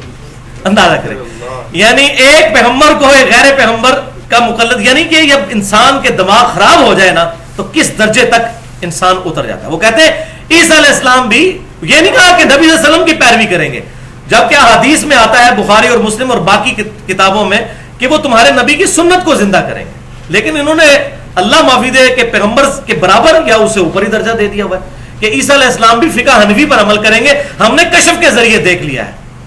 تو دیکھا ہوگا، شیطان نے دکھایا ہوگا، کیونکہ یہ اللہ کی طرف سے اگر چیز ہوتی، کشف تو نہیں، خواب میں آنی تھی، اور وہ اس طرح کی بات نہیں ہو سکتی. وہ آگے آ بھی رہا ہے انشاءاللہ معاملہ. وَلِعَوْذُ بِاللَّهِ تَعَالَى. تو عیسیٰ علیہ السلام کے بارے میں جو حیات مسیح اور نزول مسیح کا عقیدہ ہے، الحمدللہ میں نے کتاب و سنت سے ثابت کیا ہے. مسئلہ نمبر 12 کے نام سے اہل سنت پاک .com پر 1 گھنٹے کی گفتگو ہے. دوسری مثال فضائل اعمال میں لکھی ہے انہوں نے. شیخ زکریا سہارنپوری صاحب نے اس فضائل اعمال کے اندر جو چیپٹر ہے فضائل ذکر، جو ہمارے یہ تبلیغی جماعت کے بھائی درس دیتے ہیں، اس کا پیج ہے 560. کتب خانہ فیضی لاہور رائے ونڈ سے جو شائع ہوتی ہے، میں اس کا پیج نمبر بتا رہا ہوں. اس میں وہ لکھتے ہیں کہ امام ابو حنیفہ رحمۃ اللہ علیہ کو کشف ہو جایا کرتا تھا، جب کسی کو وضو کرتے دیکھتے تھے تو اس کے گناہ دھلتے ہوئے نظر آ جاتے تھے، اور یہاں تک وہ دیکھ لیتے تھے کہ اس نے چھوٹا گناہ کیا ہے یا بڑا کیا ہے، مکروہ کیا ہے یا یہ کیا ہے یا وہ کیا ہے. یہ بھی ان کو نظر آیا، پتہ نہیں وہ کتنے کلرز کا ان کو پانی نظر آتا تھا وضو کا دھلتا ہوا. وَلِعَوْذُ بِاللَّهِ تَعَالَى. امام حنیفہ رحمۃ اللہ علیہ کا کوئی قصور نہیں. عیسیٰ علیہ السلام کے بارے میں اگر ڈیوینٹی کلیم کی کرسچنز نے تو کرسچنز برے ہیں. عیسیٰ علیہ السلام وجیہاً فی الدنیا والآخرہ، ان کی ہم تنقیص نہیں کرتے. امام حنیفہ نے کہیں نہیں فرمایا کہ مجھے یہ معاملات ہوتے تھے. وہ آج زندہ ہوتے تو ان کے سروں پر لتر مارتے، جوتے مارتے ان کے سروں پر کہ میرے بارے میں یہ باتیں مشہور کی ہیں. جبکہ بھائیوں کتاب و سنت میں کتنے دلائل موجود ہیں کہ اللہ تعالیٰ ستار العیوب ہے، عیبوں پر پردہ ڈالنے والا ہے، اور اسی کو پسند فرماتا ہے. قیامت والے دن بھی کئی لوگوں کے عیبوں پر اللہ تعالیٰ پردہ ڈال دے گا، اور مسلمانوں کو اس کی ترغیب دلائے گی کہ دوسرے مسلمان کے گناہوں پر پردہ ڈالو، تو اللہ تعالیٰ خود یہ ترغیب دلا کے امت کو کہے گا کہ گناہ دیکھ لو دھلتے ہوئے. بولے اعوذ باللہ. تیسری مثال فضائل اعمال میں ہی کتب خانہ فیضی رائے ونڈ لاہور سے چھپی ہوئی، اس کا پیج نمبر ہے 484، نماز والے فضائل کے چیپٹر میں شیخ قرطبی کے حوالے سے وہ کہتے ہیں کہ شیخ قرطبی کے پاس ایک نوجوان آیا، نبی صلی اللہ علیہ وسلم کی وفات کے 650 سال بعد کی یہ بات نقل کر رہے ہیں. اس کو یہ کشف ہو جایا کرتا تھا کہ کون جنت میں ہے اور کون دوزخ میں. صحابہ کو عذاب قبر 4 فٹ نیچے نظر نہیں آتا. حذیفہ ابن یمان کے علاوہ منافقین کے نام نہیں کسی کو پتا. ہاں یہ بات کے بزرگ جو ہیں 650 سال بعد جنتی اور دوزخی ہونے کا بتا دیتے تھے. تو شیخ زکریا صاحب نقل کرتے ہیں کہ شیخ قرطبی کے پاس وہ نوجوان جب آیا تو انہوں نے کہا میں اس نوجوان کو چیک کروں. تو چیک کرنے کے لیے وہیں پر کیا ہوا کہ بیٹھے بیٹھے اس نے ایک چیخ ماری اور کہا کہ میری والدہ کو دوزخ کی طرف لے کے جا رہے ہیں، میں دیکھ رہا ہوں. یہ خواب میں نہیں ہو رہا، بیداری میں. یہ وہی کشف والا جو ان کا عقیدہ ہے. تو شیخ قرطبی کہتے ہیں کہ میں نے دل ہی دل میں 70,000 دفعہ کلمہ جو پڑھ کے سٹوریج میں رکھا ہوا تھا فریزر کے اندر، وہ میں نے TCS کروا دیا ان کو، اس کی والدہ کو. اس کو نہیں میں نے بتایا، اصالہ ثواب کر دیا دوسرے معنوں میں جو یہ کہتے ہیں. کہتے ہیں جب اصالہ ثواب کیا تو اس نے وہیں ہنسنا شروع کر دیا اور کہا شیخ میری والدہ کو آپ جنت کی طرف لے کر جا رہے ہیں. تو وہ شیخ قرطبی کہتے ہیں کہ اس واقعے سے مجھے 2 چیزوں کی اتھینٹسٹی کا پتہ چل گیا. ہم لوگ تو خام مطلب بقول ان کے ذلیل ہو رہے ہیں کتاب و سنت پڑھ پڑھ کے کہ نبی صلی اللہ علیہ وسلم کی بات کیا ہے، یہ ان طریقے سے دین حاصل کرتے ہیں. کہتے ہیں 2 باتیں پتہ چل گئیں. ایک تو اس کا کشف صحیح تھا، وہ پتہ نہیں کیسے پتہ چلا. ایک بندہ جھوٹ بولا ہے سچ، جب تک آپ ویڈیو نہ دیکھ لیں آپ کیسے کسی کی تصدیق کر سکتے ہیں. کہتے ہیں مجھے کنفرم ہو گیا، اور وہ اس طرح کنفرم ہوا کہ دوسری جو چیز کنفرمیشن ہوئی کہ 70,000 دفعہ کلمہ پڑھ کے زبردستی بھی اللہ تعالیٰ سے کسی کو بخشوایا جا سکتا ہے جو میں نے بلٹی کروایا تھا. تو کہتے ہیں یہ چیز کنفرم ہوگی ولیعوذ باللہ تعالی. اب یہ ختم نبوت پر ڈاکہ نہیں تو اور کیا ہے. ہمارے بھولے بھائی جو ہے تبلیغی جماعت کے، میں ان کو نہیں مجرم ٹھہراتا، مجرم وہ علماء ہیں اور وہ ان کے بڑے لیڈرز ہیں جو ان کو یہ کتابیں دے کر تو گلی گلی پھروا رہے ہیں اللہ کی کتاب کو چھوڑ کر. ولیعوذ باللہ تعالی. اسی طریقے سے کشف المحجوب والا جو واقعہ ہے وہ دونوں میں پہلے بتا چکا کہ بازید بستامی کا دعویٰ علی بن عثمان اجویری نے نقل کیا کہ انہوں نے جب تیسری دفعہ حج کیا تو اللہ تعالیٰ کو بھی دیکھ لیا، اور کہتے ہیں کعبہ نہیں دیکھا، ہاں کعبے کے مالک کو وہاں پر دیکھ لیا. ولیعوذ باللہ. تو میرے 3 ریسرچ پیپرز اس پہ چھپ چکے ہیں. پہلا ریسرچ پیپر ہے قبروں سے فیض کے عقیدے کا تحقیقی جائزہ، جس میں 8 اسی قسم کے واقعات ہیں. اہل سنت پاک.com پر 3 MB کی فائل ہے، 4 صفحوں پر وہ اپلوڈ ہے. دوسرا ریسرچ پیپر 2A کے نام سے اندھا دھند پیروی کا انجام، اس میں 19 گستاخانہ عبارات ہیں جس پہ میرا لیکچر بھی ہے 71B کے نام سے. اور تیسرا ریسرچ پیپر 2B کے نام سے غیر اسلامی نظریات بامقابلہ صحیح اسلامی عقائد، اس میں 32 اس قسم کی عبارتیں موجود ہیں پورے ریفرنسز کے ساتھ. جسے چاہیے ہو تو وہاں سے وہ ڈاؤن لوڈ کر سکتا ہے. اور اس میں آپ حیران ہوں گے، یہاں تک واقعہ لکھا ہوا ہے ارواح ثلاثہ کے اندر. اشرف علی تھانوی صاحب نے کہتے ہیں اسلام کے لیے بڑی خدمات ہیں. اب یہ بھی تو انہوں نے خدمت کی، ارواح ثلاثہ میں انہوں نے نقل کیا. نام ہی دیکھ لیں کتنا خطرناک ہے، 3 روحوں کا بیان، ارواح ثلاثہ. اس میں وہ نقل کرتے ہیں قبروں سے فیض والے، میں نے پمفلٹ میں بھی ڈالا ہے، کہ قاسم ننوتوی صاحب جنہوں نے مدرسہ دیوبند بنایا تھا، مرنے کے کئی سال کے بعد وہ قبر سے باہر نکلے اور دیوبند مدرسے میں 2 مولویوں کے درمیان جھگڑا تھا، ان کی صلح کروا کے دوبارہ قبر کے اندر واپس چلے گئے. اور اشرف تھانوی صاحب اس میں شرح کرتے ہوئے لکھتے ہیں، اس کی شرح لکھ رہے ہیں واقعے کی. ہم تو کتاب و سنت کی شرح بیان کرتے ہیں، اس واقعے کی شرح بیان کر رہے ہیں کہ ہو سکتا ہے کہ اس روح نے اللہ سے اجازت لے کے قبر سے اپنا جسم اٹھایا ہو اور باہر آ گئی ہو، اور یہ بھی ہو سکتا ہے کہ روح نے اجزاء میں خود تصرف کر کے اپنا جسم تیار کر لیا ہو، اپنا جسم خود، اور پھر باہر نکلا ہے. یہ اشرف تھانوی صاحب نے اس کی شرح بھی بیان کی ہے. اور اس امام میں نے کہا بہت ننگے ہیں. اہل حدیث حضرات کی طرف سے بھی ایک بڑی ڈینجرس کتاب ہے کرامات اہل حدیث، وہ بھی جھوٹ کا اور شرکی عقائد کا پلندہ ہے. لیکن میں اس حوالے سے اہل حدیث علماء کی تعریف کرتا ہوں کہ انہوں نے خود ہی اس مولوی کو اور اس کتاب سے اعلان برات کر دیا ہے. اگرچہ یہ کتاب چھپ رہی ہے کرامات اہل حدیث، لیکن کتنے بڑے بڑے علماء ہیں جنہوں نے اس کو ریجیکٹ کر دیا کہ اس کتاب کے ساتھ ہمارا کوئی تعلق نہیں. اس میں بھی اس قسم کے بڑے بےہودہ واقعات موجود ہیں. یہ میں اس لیے بیان کر رہا ہوں تاکہ کوئی یہ نہ کہے کہ فلاں کی تھی وہ چھوڑ دی. اسی طریقے سے اہل تشیع کی تو آپ جو کتاب کھولیں اس میں تو یہ چیزیں موجود ہیں. لیکن الحمدللہ اب ہمارے لیکچرز کے ذریعے اللہ تبارک و تعالی ہدایت دینے والا ہے, بات لوگوں تک الحمدللہ حق بات پہنچ رہی ہے. اب اس میں جب یہ باتیں کریں گے تو بڑا لیم ایکسکیوز دیں گے آپ کو, اور جی اللہ تعالیٰ چاہے تو کرامت نہیں دکھا سکتا, آپ کرامت کے منکر ہیں. کرامت کے ہم منکر نہیں, میرا پورا لیکچر ہے کرامت کے اوپر, مسئلہ نمبر 49 کے نام سے, اس کے 15 منٹ شروع کے کرامت کے. ہم کس کرامت کو مانتے ہیں؟ کرامت کوئی دکھا نہیں سکتا, اللہ کا کرم ہوتا ہے کسی پر, خود نہیں کیپیبل ہوتا دکھانے کا. اور یہ کرامت ہے, دیکھیں نا جی, اللہ تعالیٰ چاہے تو قاسم نانوتوی صاحب قبر سے نکل کر مدرسہ دیوبند میں 2 مولویوں کی صلاح نہیں کروا سکتے. اب کون بندہ جو کہے گا جی نہیں ہو سکتا ایسے, اس طریقے سے. لیکن یہ صرف اپنے مولویوں کے لیے. اگر ان سے پوچھیں کہ ہمارے اہل تشیع بھائی جو یا علی مدد کہتے ہیں, اللہ چاہے تو حضرت علی قبر سے نکل کے آ کے ان کی مشکل کشائی نہیں کر سکتے, کہیں گے یہ شرک ہے. تو معاملہ یہ ہے کہ مسئلہ کہیں اور پہ خراب ہے, رزلٹ پہلے فکس ہے, پری ڈیٹرمنڈ ہے, اس میں چیزوں کو فٹ ان کیا جاتا ہے.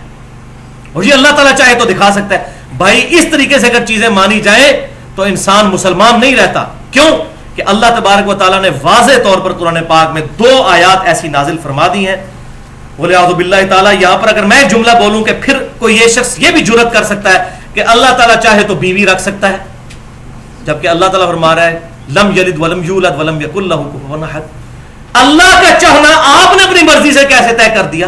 تو یہ 2 آیات یاد رکھیں جس کے تحت میں سمجھتا ہوں کہ ایسے عقیدوں کو اللہ کی طرف اپنی مرضی سے کرامت کہہ کے منسوب کرنا کفر ہے.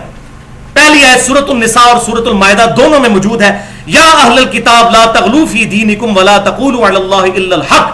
اہل کتاب, اللہ تعالیٰ کے اپنے دین کے معاملے میں غلو نہ کرو, اور اپنے رب کے بارے میں, اللہ کے بارے میں کوئی ایسی بات نہ کرو جو حق پر مبنی نہیں ہے, صرف حق بات کرو. اور دوسری آیت جو 24ویں پارے کی شروع میں آیت ہے, فمن اظلم ممن کذب علی اللہ, اور یہ مضمون کئی دفعہ آیا, سورہ زمر کی آیت نمبر 32 ہے. اس سے بڑھ کر ظالم اور گناہگار شخص اور کوئی نہیں ہو سکتا جو اللہ پر اپنی مرضی سے جھوٹ تھوپ دے. سورۃ الانبیاء کی 95 نمبر آیت میں ہے, جو مر گیا قیامت تک دنیا میں واپس نہیں آئے گا. قرآن کا انکار ہوگا. لا تبدیل لکلمات اللہ, اللہ تعالیٰ کے کلمات نہیں بدلتے. اگر کوئی کہے کہ اللہ تبارک و تعالیٰ چاہے تو اپنے کلمات کو بدل دے, تو بھائیو جو اپنے کلمات کو بدلے گا وہ اللہ نہیں ہے, اور جو اللہ ہے وہ جھوٹ نہیں بولتا, وہ اپنے کلمات کو نہیں بدلتا, وہ فکس ہے. اور انہی چیزوں کو بنیاد بنایا ماضی قریب میں ہی, آج سے 100 سال پہلے انڈیا پاکستان کے اندر ایک بہت بڑی پرسنالٹی غلام احمد قادیانی دجال نے, جس نے انہی چیزوں کو بنیاد بنا کر امتی نبی ہونے کا دعویٰ کیا. اس کی آپ کتابیں پڑھ کے دیکھیں, روحانی خزائن, کشتی نوح اور حقیقت الوحی, یہ بھی ایک کتاب ہے. اس میں اس نے کہا کہ یہ جتنے دعوے میں کر رہا ہوں یہ پچھلے سارے صوفیاء کرتے آئے ہیں, اگر میں نے کر لیا تو میں نے کون سا جرم کیا ہے؟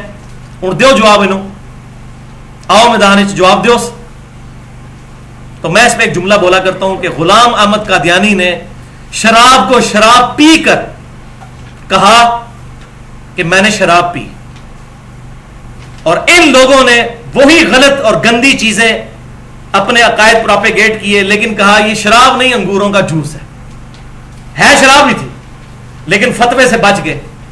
کسی نے کلمہ پڑھوایا لا الہ الا اللہ چشتی رسول اللہ, لا الہ الا اللہ اشرف علی تھانوی رسول اللہ, یہ کلمے پڑھائے اور کہا یہ معرفت کی باتیں ہیں, ہم پیغمبر ہونے کا دعویٰ نہیں کرتے. بولے اعوذ باللہ تعالی. اور اسی پر میرا وہ لیکچر ہے, مسئلہ نمبر 71B, انڈیا پاکستان کے بزرگوں کی 19 گستاخانہ عبارات کا تحقیقی جائزہ. اب آ جائیے جناب آخری پوائنٹ کی طرف, اور وہ ہے خوابوں سے متعلق. ایک دفعہ دروشی پڑھ لیجئے. اللہم صلی علی محمد وعلی آل محمد کما صلیت علی ابراہیم وعلی آل ابراہیم انک حمید مجید.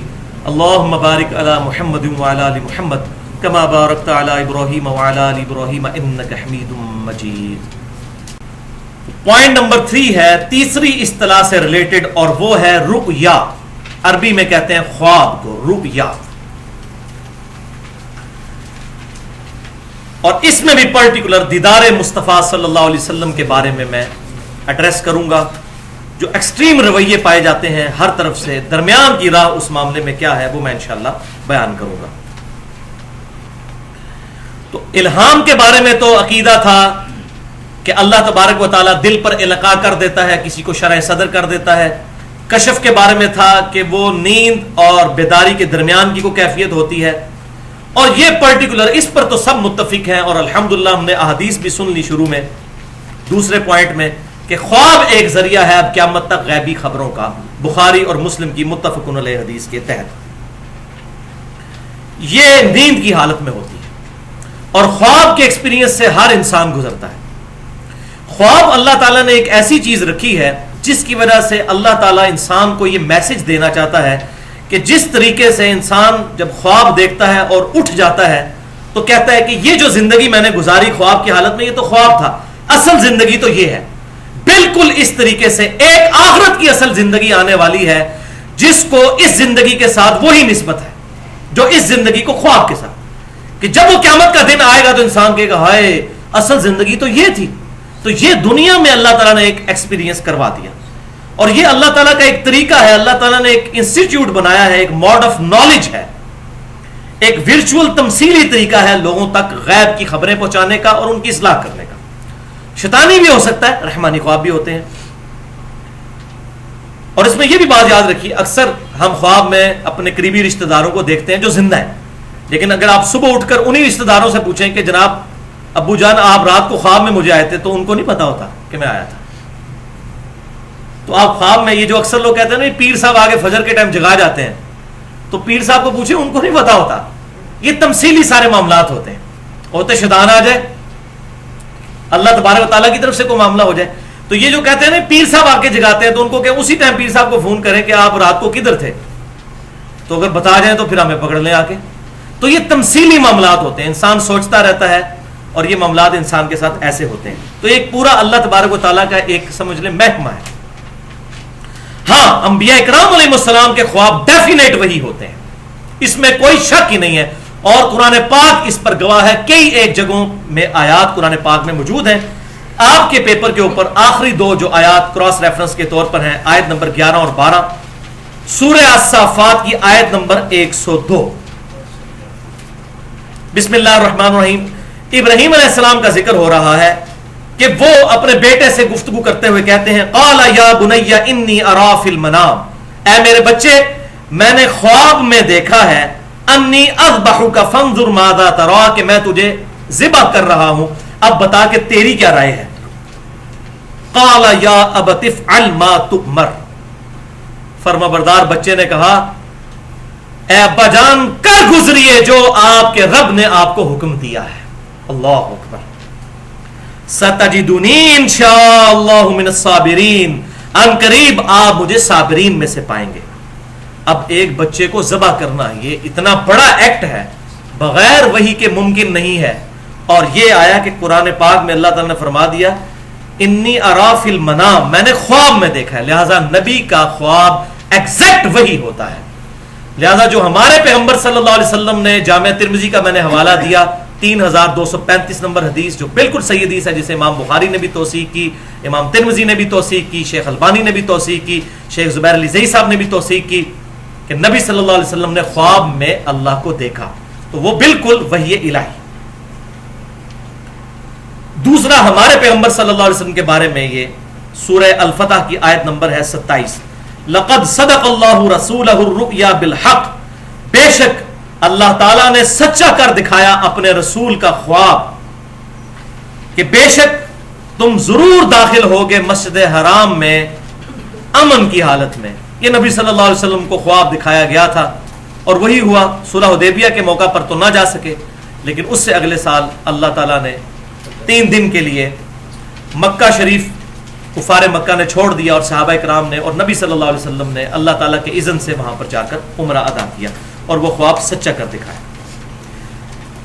اب یہاں پر بڑی اہم بات کہ ختم نبوت کے بعد اب قیامت تک کے لیے صرف ایک ذریعہ ہے غیبی خبروں کا، اور وہ ہے خواب.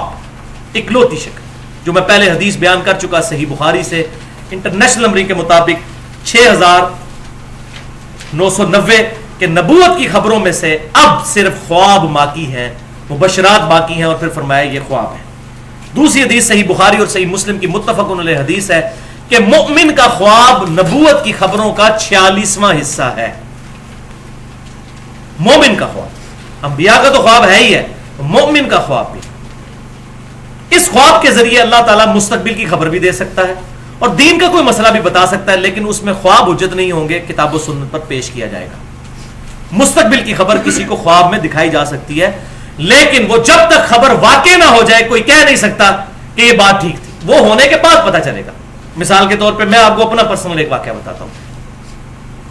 اگست 2005 کی بات ہے، یعنی تقریباً 8 سے سمجھ لیں 7-8 سال پہلے کی، کہ میں نے خواب میں دیکھا کہ اللہ تعالیٰ نے مجھے ایک بیٹی دی ہے اور مجھے وہ اس کی شکل بھی پورا فیچرز دکھائے گئے خواب میں، اگست 2005 میں.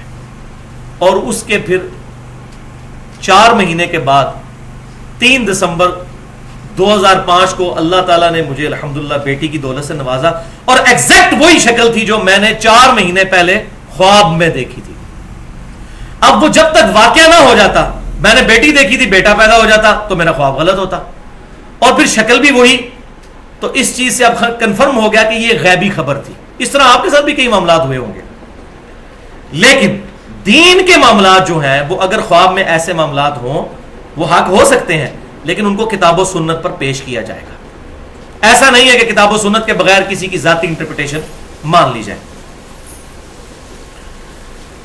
صحیح بخاری اور صحیح مسلم کی متفق علیہ حدیث ہے کہ اچھے خواب اللہ کی طرف سے ہیں اور برے خواب شیطان کی طرف سے ہیں. جب تم میں سے کوئی اچھا خواب دیکھے تو اللہ کا شکر ادا کرے اور پسندیدہ شخص سے بیان کرے، یعنی جو اس سے جیلس نہ ہوتا ہو اس کو بیان کرے. اور جو کوئی ناپسندیدہ خواب دیکھے تو اس کا ذکر کسی سے نہ کرے، اللہ کے حضور پناہ طلب کرے اور اپنے بائیں طرف 3 دفعہ تھوک دے. فزیکلی نہیں تھوکنا، بس اسی طرح یوں کرتے رہے. اور بخاری اور مسلم میں اسی کانٹیکسٹ میں محمد بن سیرین تابعی جو امام حنیفہ رحمۃ اللہ علیہ کے استاد ہیں اور 70 صحابہ کی انہوں نے صحبت کی، المتوفی 110 ہجری، ان کا قول موجود ہے. وہ فرماتے ہیں کہ خواب 3 قسم کے ہیں، ایک اللہ کی طرف سے، دوسرا شیطان کی طرف سے، اور تیسرا نفسانی جو خیالات ہیں. نبی صلی اللہ علیہ وسلم نے فرمایا 2 قسم، اور وہ جو نفسانی خیالات ہیں وہ بیسیکلی شیطانی خواب ہی ہوتے ہیں، کیونکہ یہ نفس میں بھی شیطان ہی پھونکے مارتا ہے. تو یہ انٹرپریٹیشن بڑی زبردست ہے ابن سیرین کی، مجھے بڑی پسند آئی، کیونکہ اکثر اوقات جو انسان دن میں سوچتا رہتا ہے اور اس کے متعلق خواب بھی بعض اوقات انسان کو آ جاتا ہے. امام بخاری رحمۃ اللہ علیہ نے ایک پورا باب باندھا ہے، پورا چیپٹر ہے کتاب التعبیر کے نام سے، جس میں 60 احادیث ہیں خوابوں اور اس کی تعبیر سے متعلق. اور امام مسلم کی کتاب میں بھی کتاب الرؤیا ایک چیپٹر ہے جس میں 42 احادیث ہیں. اور بخاری اور مسلم کی تقریباً ساری احادیث ہی متفق علیہ ہیں سوائے اکا دکا کے، خوابوں کے پوائنٹ آف ویو سے الحمدللہ. اور انہی چیپٹرز میں حضور صلی اللہ علیہ وسلم کے کئی خواب موجود ہیں، اور آپ صلی اللہ علیہ وسلم جو صحابہ کو خوابوں کی تعبیر فرمایا کرتے تھے. صحیح بخاری میں حدیث ہے فجر کی نماز کے بعد آپ صلی اللہ علیہ وسلم پوچھا کرتے تھے، کسی نے خواب دیکھا، پھر اس خواب کی تعبیر بھی بیان فرمایا کرتے تھے. وہ ساری چیزیں موجود ہیں لیکن ابھی ٹائم نہیں کہ میں ان کو بیان کروں. تو نبی صلی اللہ علیہ وسلم نے کئی خواب خود بھی دیکھے، صحابہ کے خوابوں کی تعبیریں بھی ارشاد فرمائیں. ایک تو میں نے خواب بتا دیا وہ دیدار والا، اس کے علاوہ کئی ایک خواب ہیں جو کبھی ٹائم ملا تو اس پہ پورا لیکچر دیا جا سکتا ہے. بخاری اور مسلم کی 100 حدیثیں تقریباً بن جاتی ہیں خوابوں کے اوپر. یہاں پر میں ایک بات بتا دوں کہ محمد بن سیرین تابعی رحمۃ اللہ علیہ المتوفی 110 ہجری، ان کے بارے میں ایک کتاب مشہور ہے جو بازار میں ملتی ہے، کتاب التعبیر کے نام سے، تعبیر الرؤیا کے نام سے. وہ جعلی کتاب ہے، وہ محمد بن سیرین سے ثابت ہی نہیں ہے صحیح سند کے ساتھ. اس میں کئی باتیں ٹھیک لکھی ہوئی ہیں، وہ احادیث بخاری اور مسلم میں موجود ہے. میں یہ نہیں کہہ رہا کہ اس میں جو کچھ لکھا ہے وہ غلط ہے، لیکن جو ان کے حوالے سے کچھ تشریحات ہیں ان کی اتھینٹسٹی ان تک نہیں ثابت ہوتی. اب آ جائیے بھائیوں اس بات کی طرف کہ کیا خواب میں امام کائنات سید الاولین والآخرین شفیع المذنبین رحمت للعالمین سیدنا و مولانا امام اعظم محمد رسول اللہ صلی اللہ علیہ وسلم کی زیارت ہو سکتی ہے یا نہیں؟ اس میں 2 حدیثیں ہیں جن کو میں ڈسکس کروں گا اور پھر ہمارا یہ لیکچر مکمل ہو جائے گا.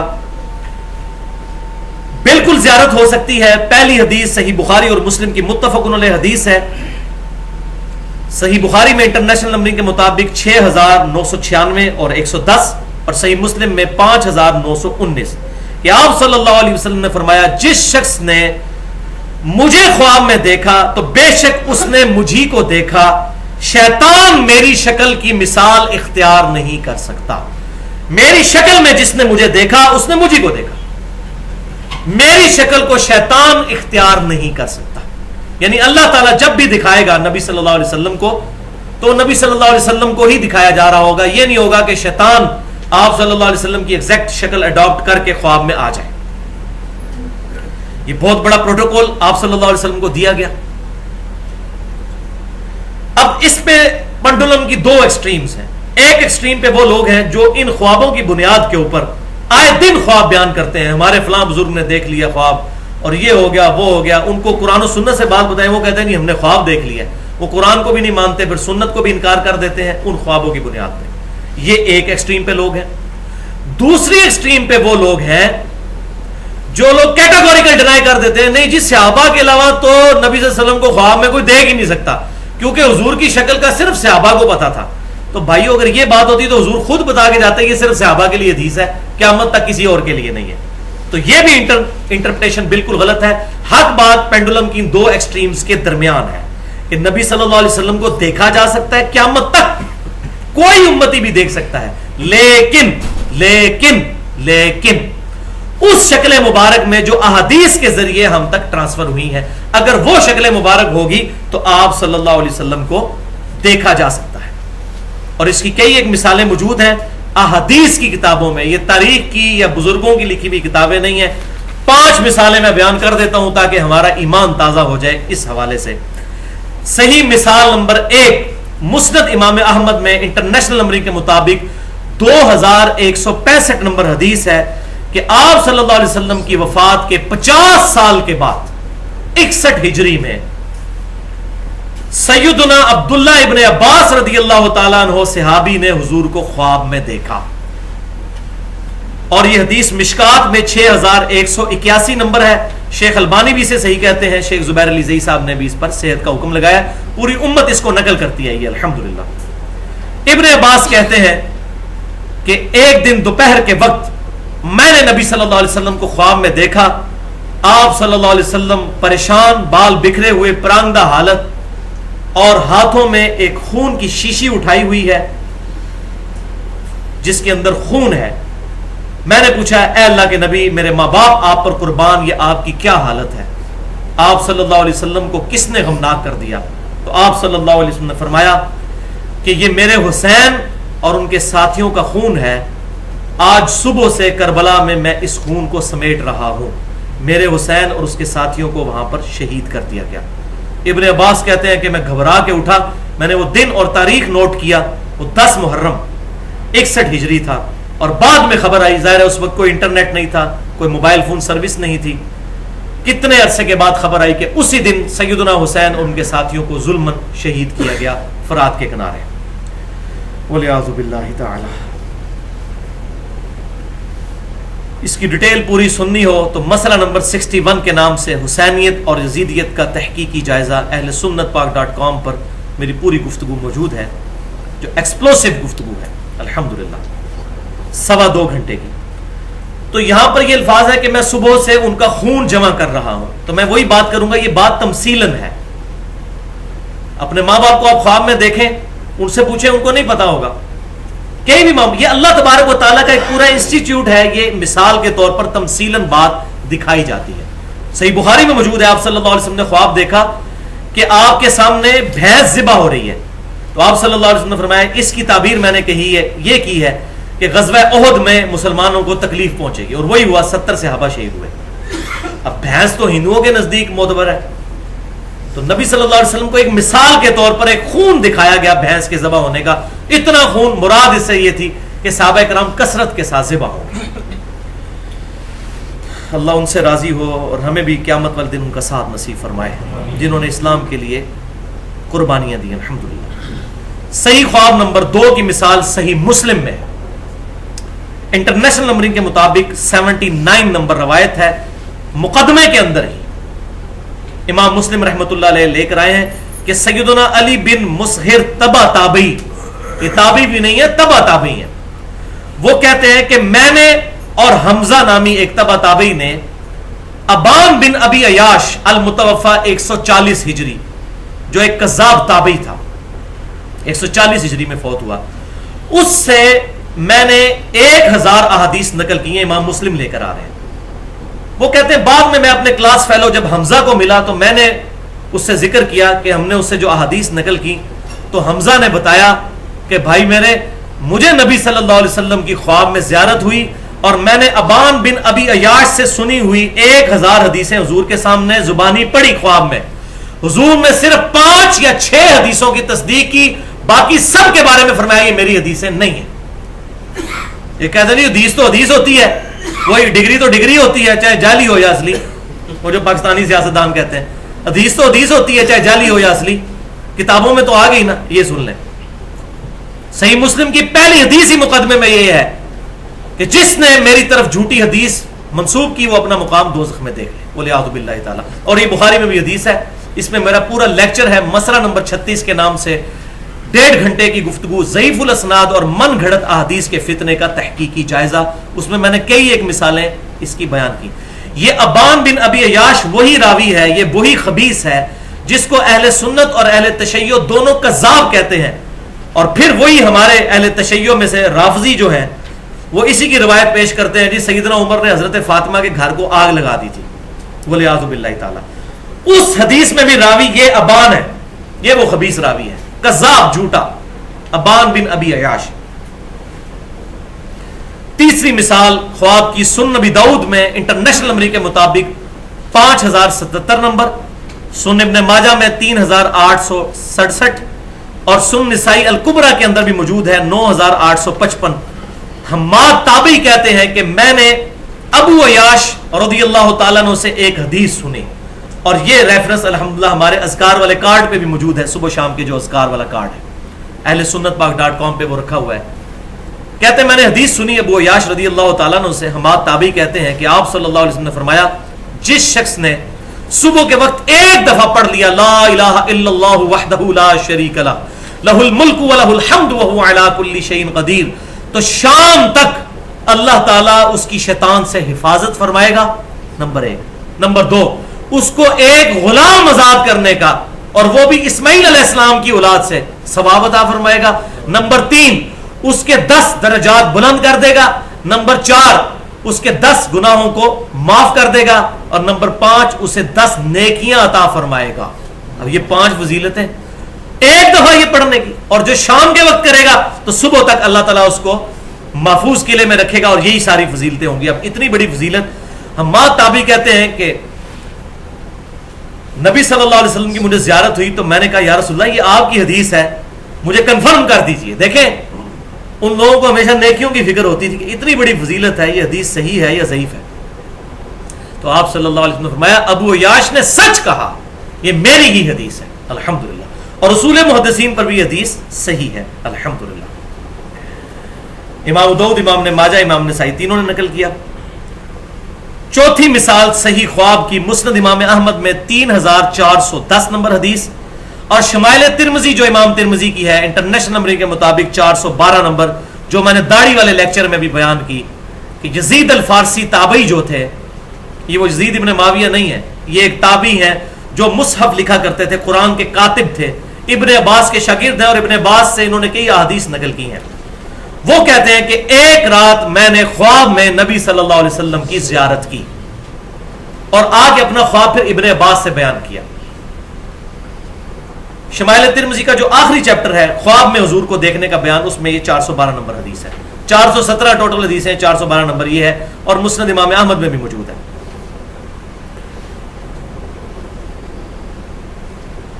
تو وہ کہتے ہیں میں نے ابن عباس سے کہا کہ میں نے رسول اللہ صلی اللہ علیہ وسلم کو خواب میں دیکھا، تو ابن عباس نے کہا جلدی جلدی اپنا خواب بیان کرو، میں نے رسول اللہ سے سنا جس شخص نے مجھے خواب میں دیکھا اس نے مجھے کو دیکھا، میری شکل میں شیطان نہیں آ سکتا۔ تو انہوں نے پھر بڑا پیارا خواب بیان کیا، اس کے اینڈ پر ابن عباس نے تصدیق کی کہ اگر تم بیداری میں بھی حضور کو دیکھ لیتے تو اس سے مختلف نہ پاتے، تم نے رسول اللہ ہی کو خواب میں دیکھا ہے۔ اب انہوں نے نہیں کہا کہ قیامت تک کوئی دیکھ ہی نہیں سکتا، وہ تابعی تھے، صحابی تو نہیں تھے جنہیں خواب دیکھا.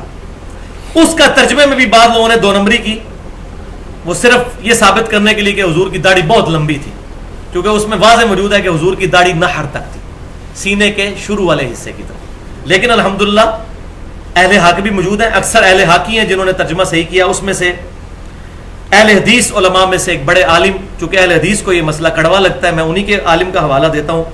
دارالاسلام سے کتاب چھپی ہے آئینہ جمال نبوت، اس میں اہل حدیث کے بہت بڑے اس وقت ہم حافظ عبدالستار حماد صاحب کا ترجمہ انہوں نے چھاپا ہے دارالاسلام والوں نے، اور یہ خواب کا ترجمہ میں وہاں سے پڑھنے لگا ہوں.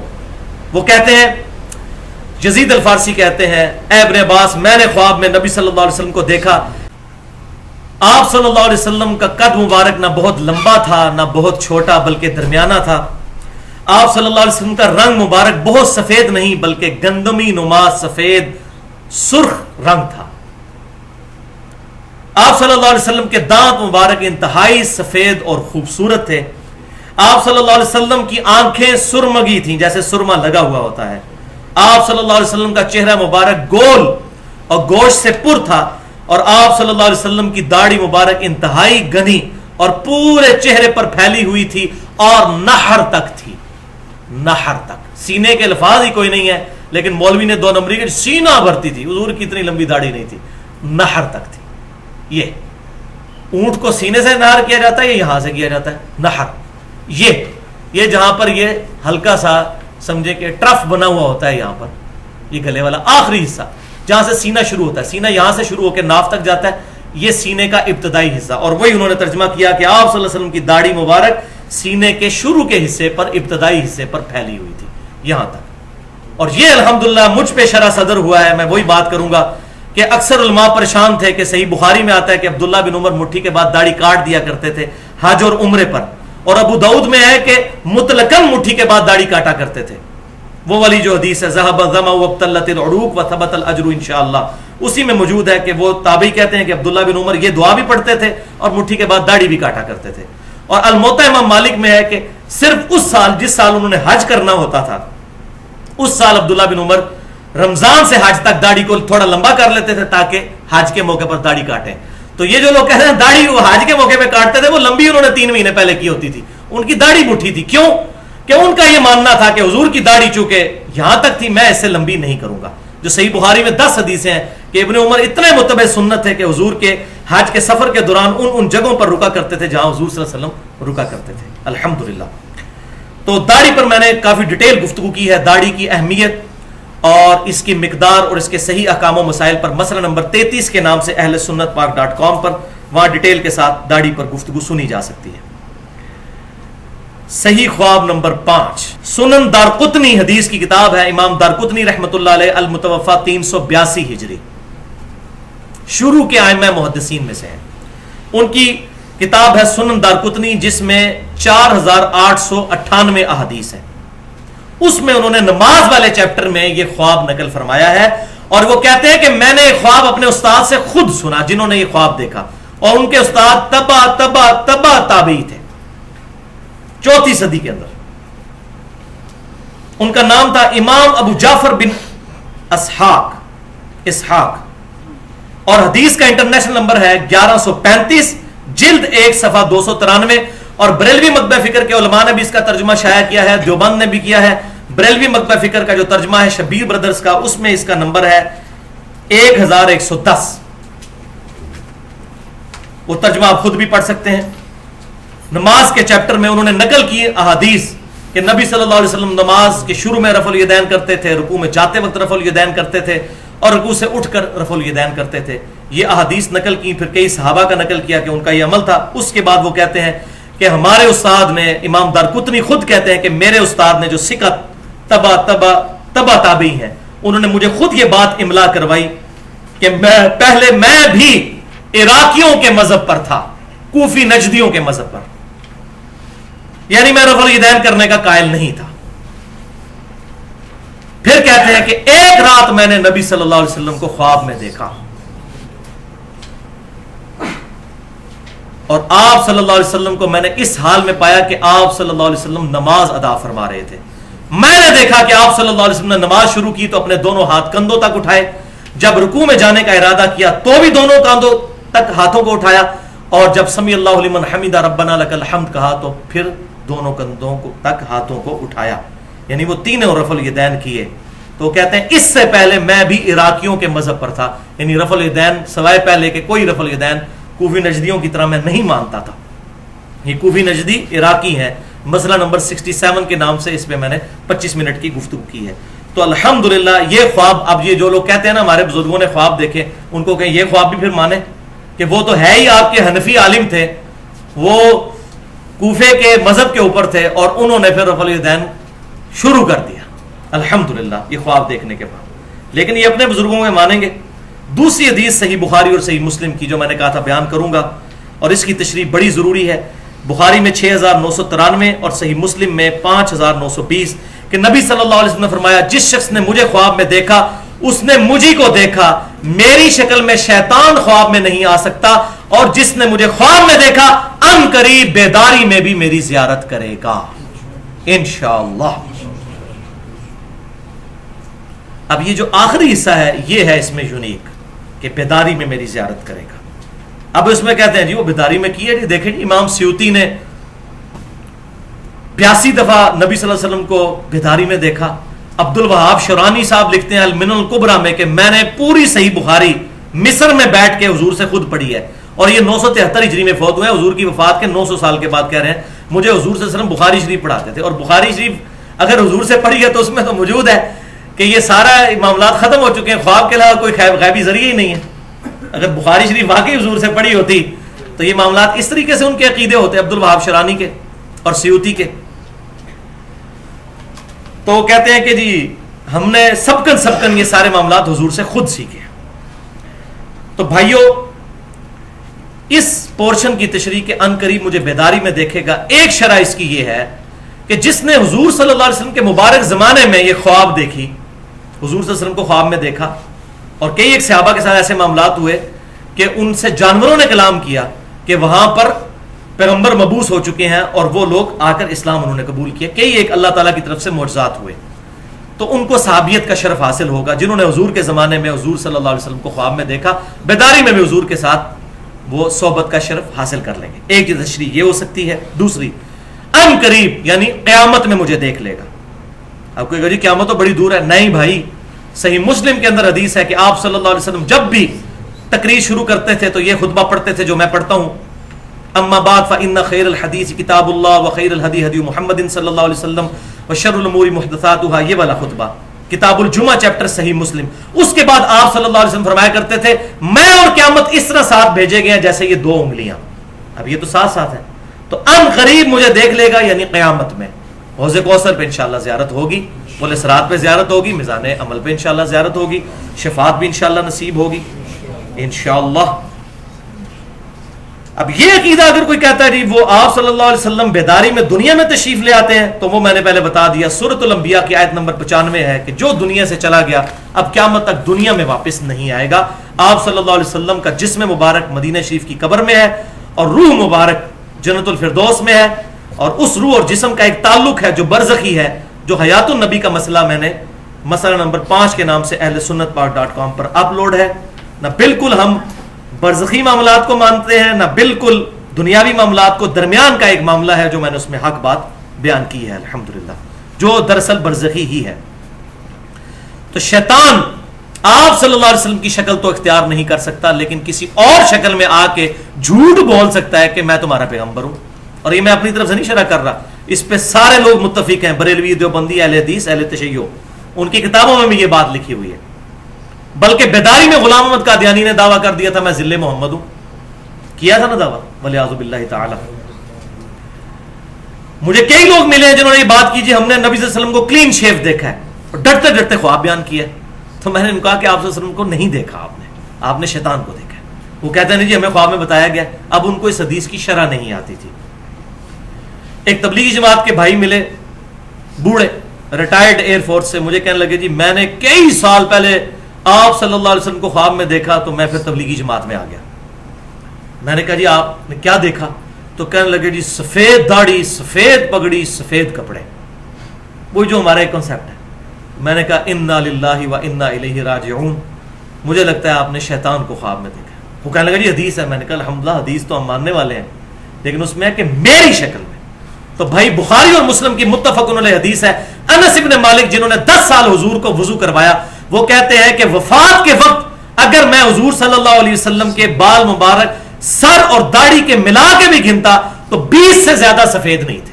20 سے زیادہ میرے سفید ہیں سر کے. اور حضور صلی اللہ علیہ وسلم کا معجزہ تھا کہ آپ کی داڑھی مبارک سیاہ تھی, صرف یہ کن پٹی پہ اکا دکا بال اور یہ بچی پہ, باقی پوری داڑھی مبارک کالی تھی. 20 سے زیادہ بال سفید نہیں. تو سفید داڑھی میں نبی صلی اللہ علیہ وسلم کو کیسے خواب میں دیکھ لیا؟ تو آپ صلی اللہ علیہ وسلم کو نہیں دیکھا.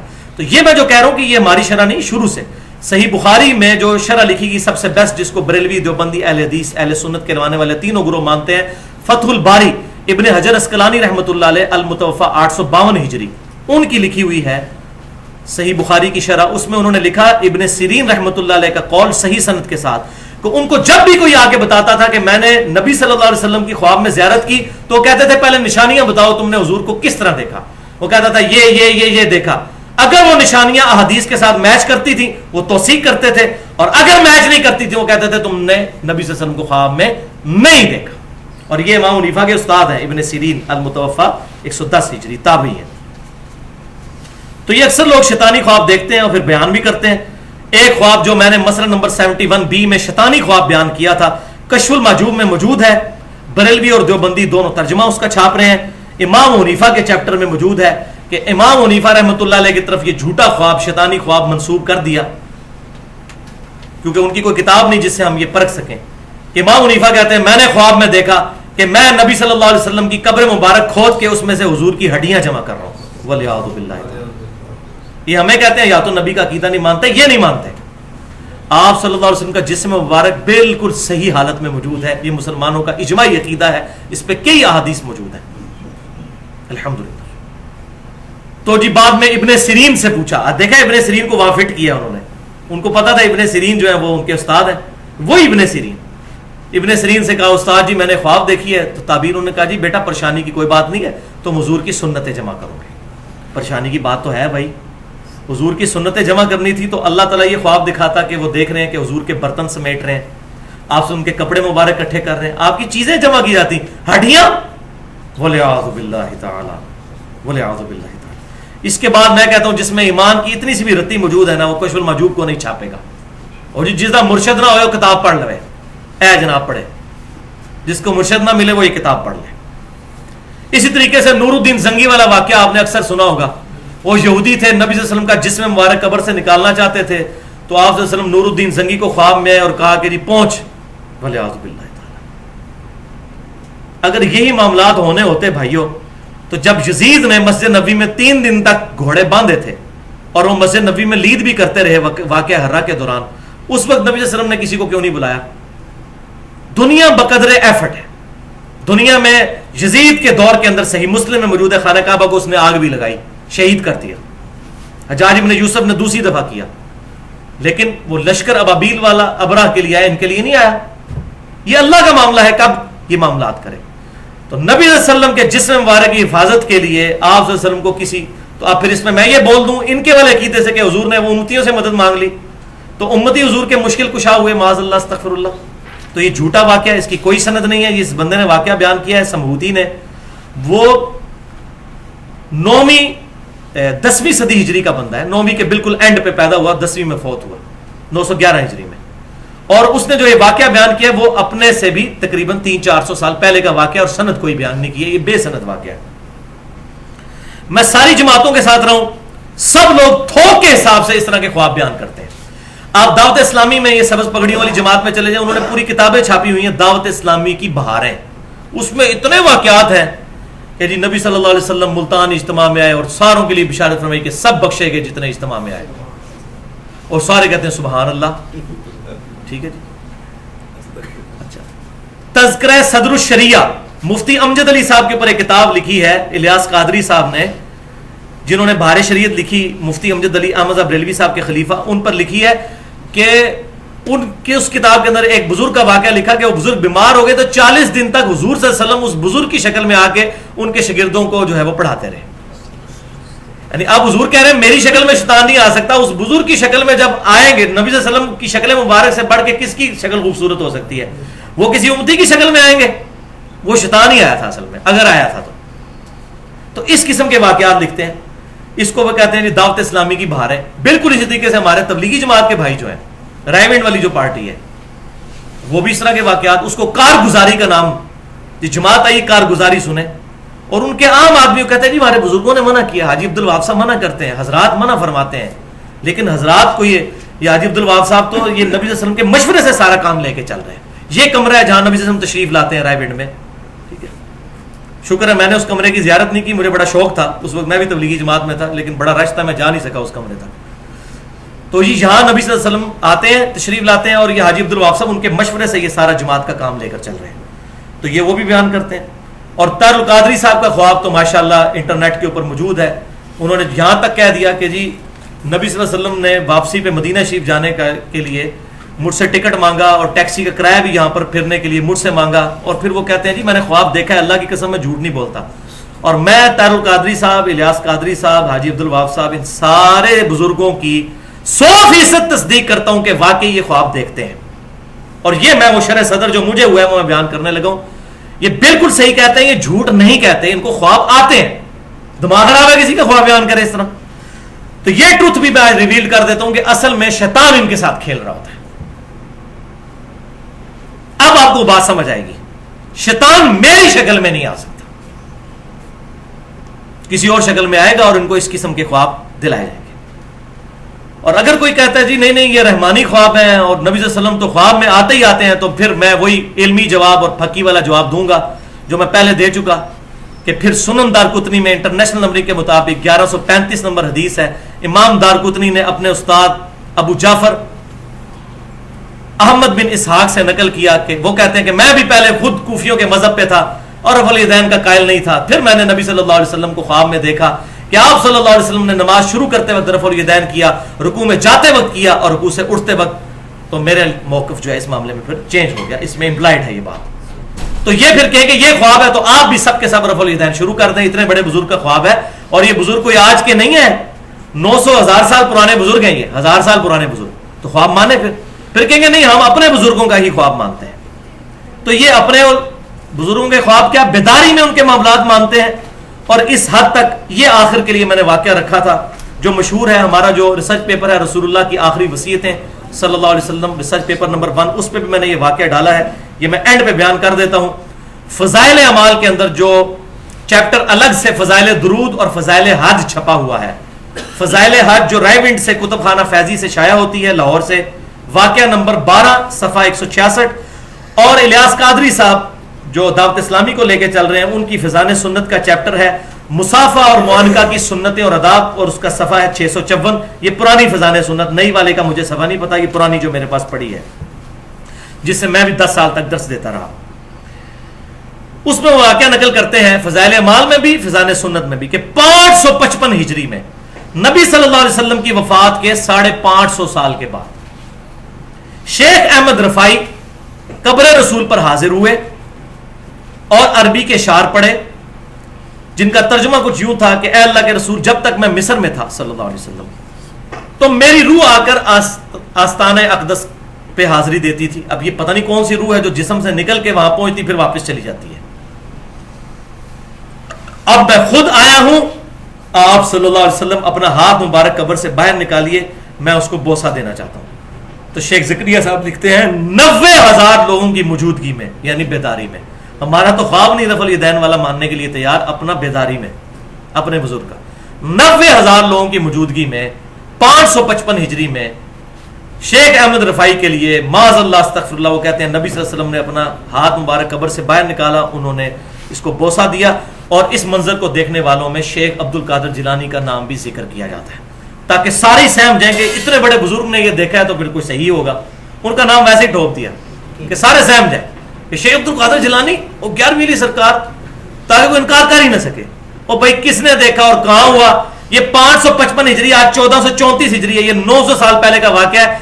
آج سے 90 سال پہلے بھی، 900 سال تو بڑی دور کی بات ہے، آج سے 90 سال پہلے بھی مسجد نبی میں 90,000 کا مجمع نہیں آتا تھا.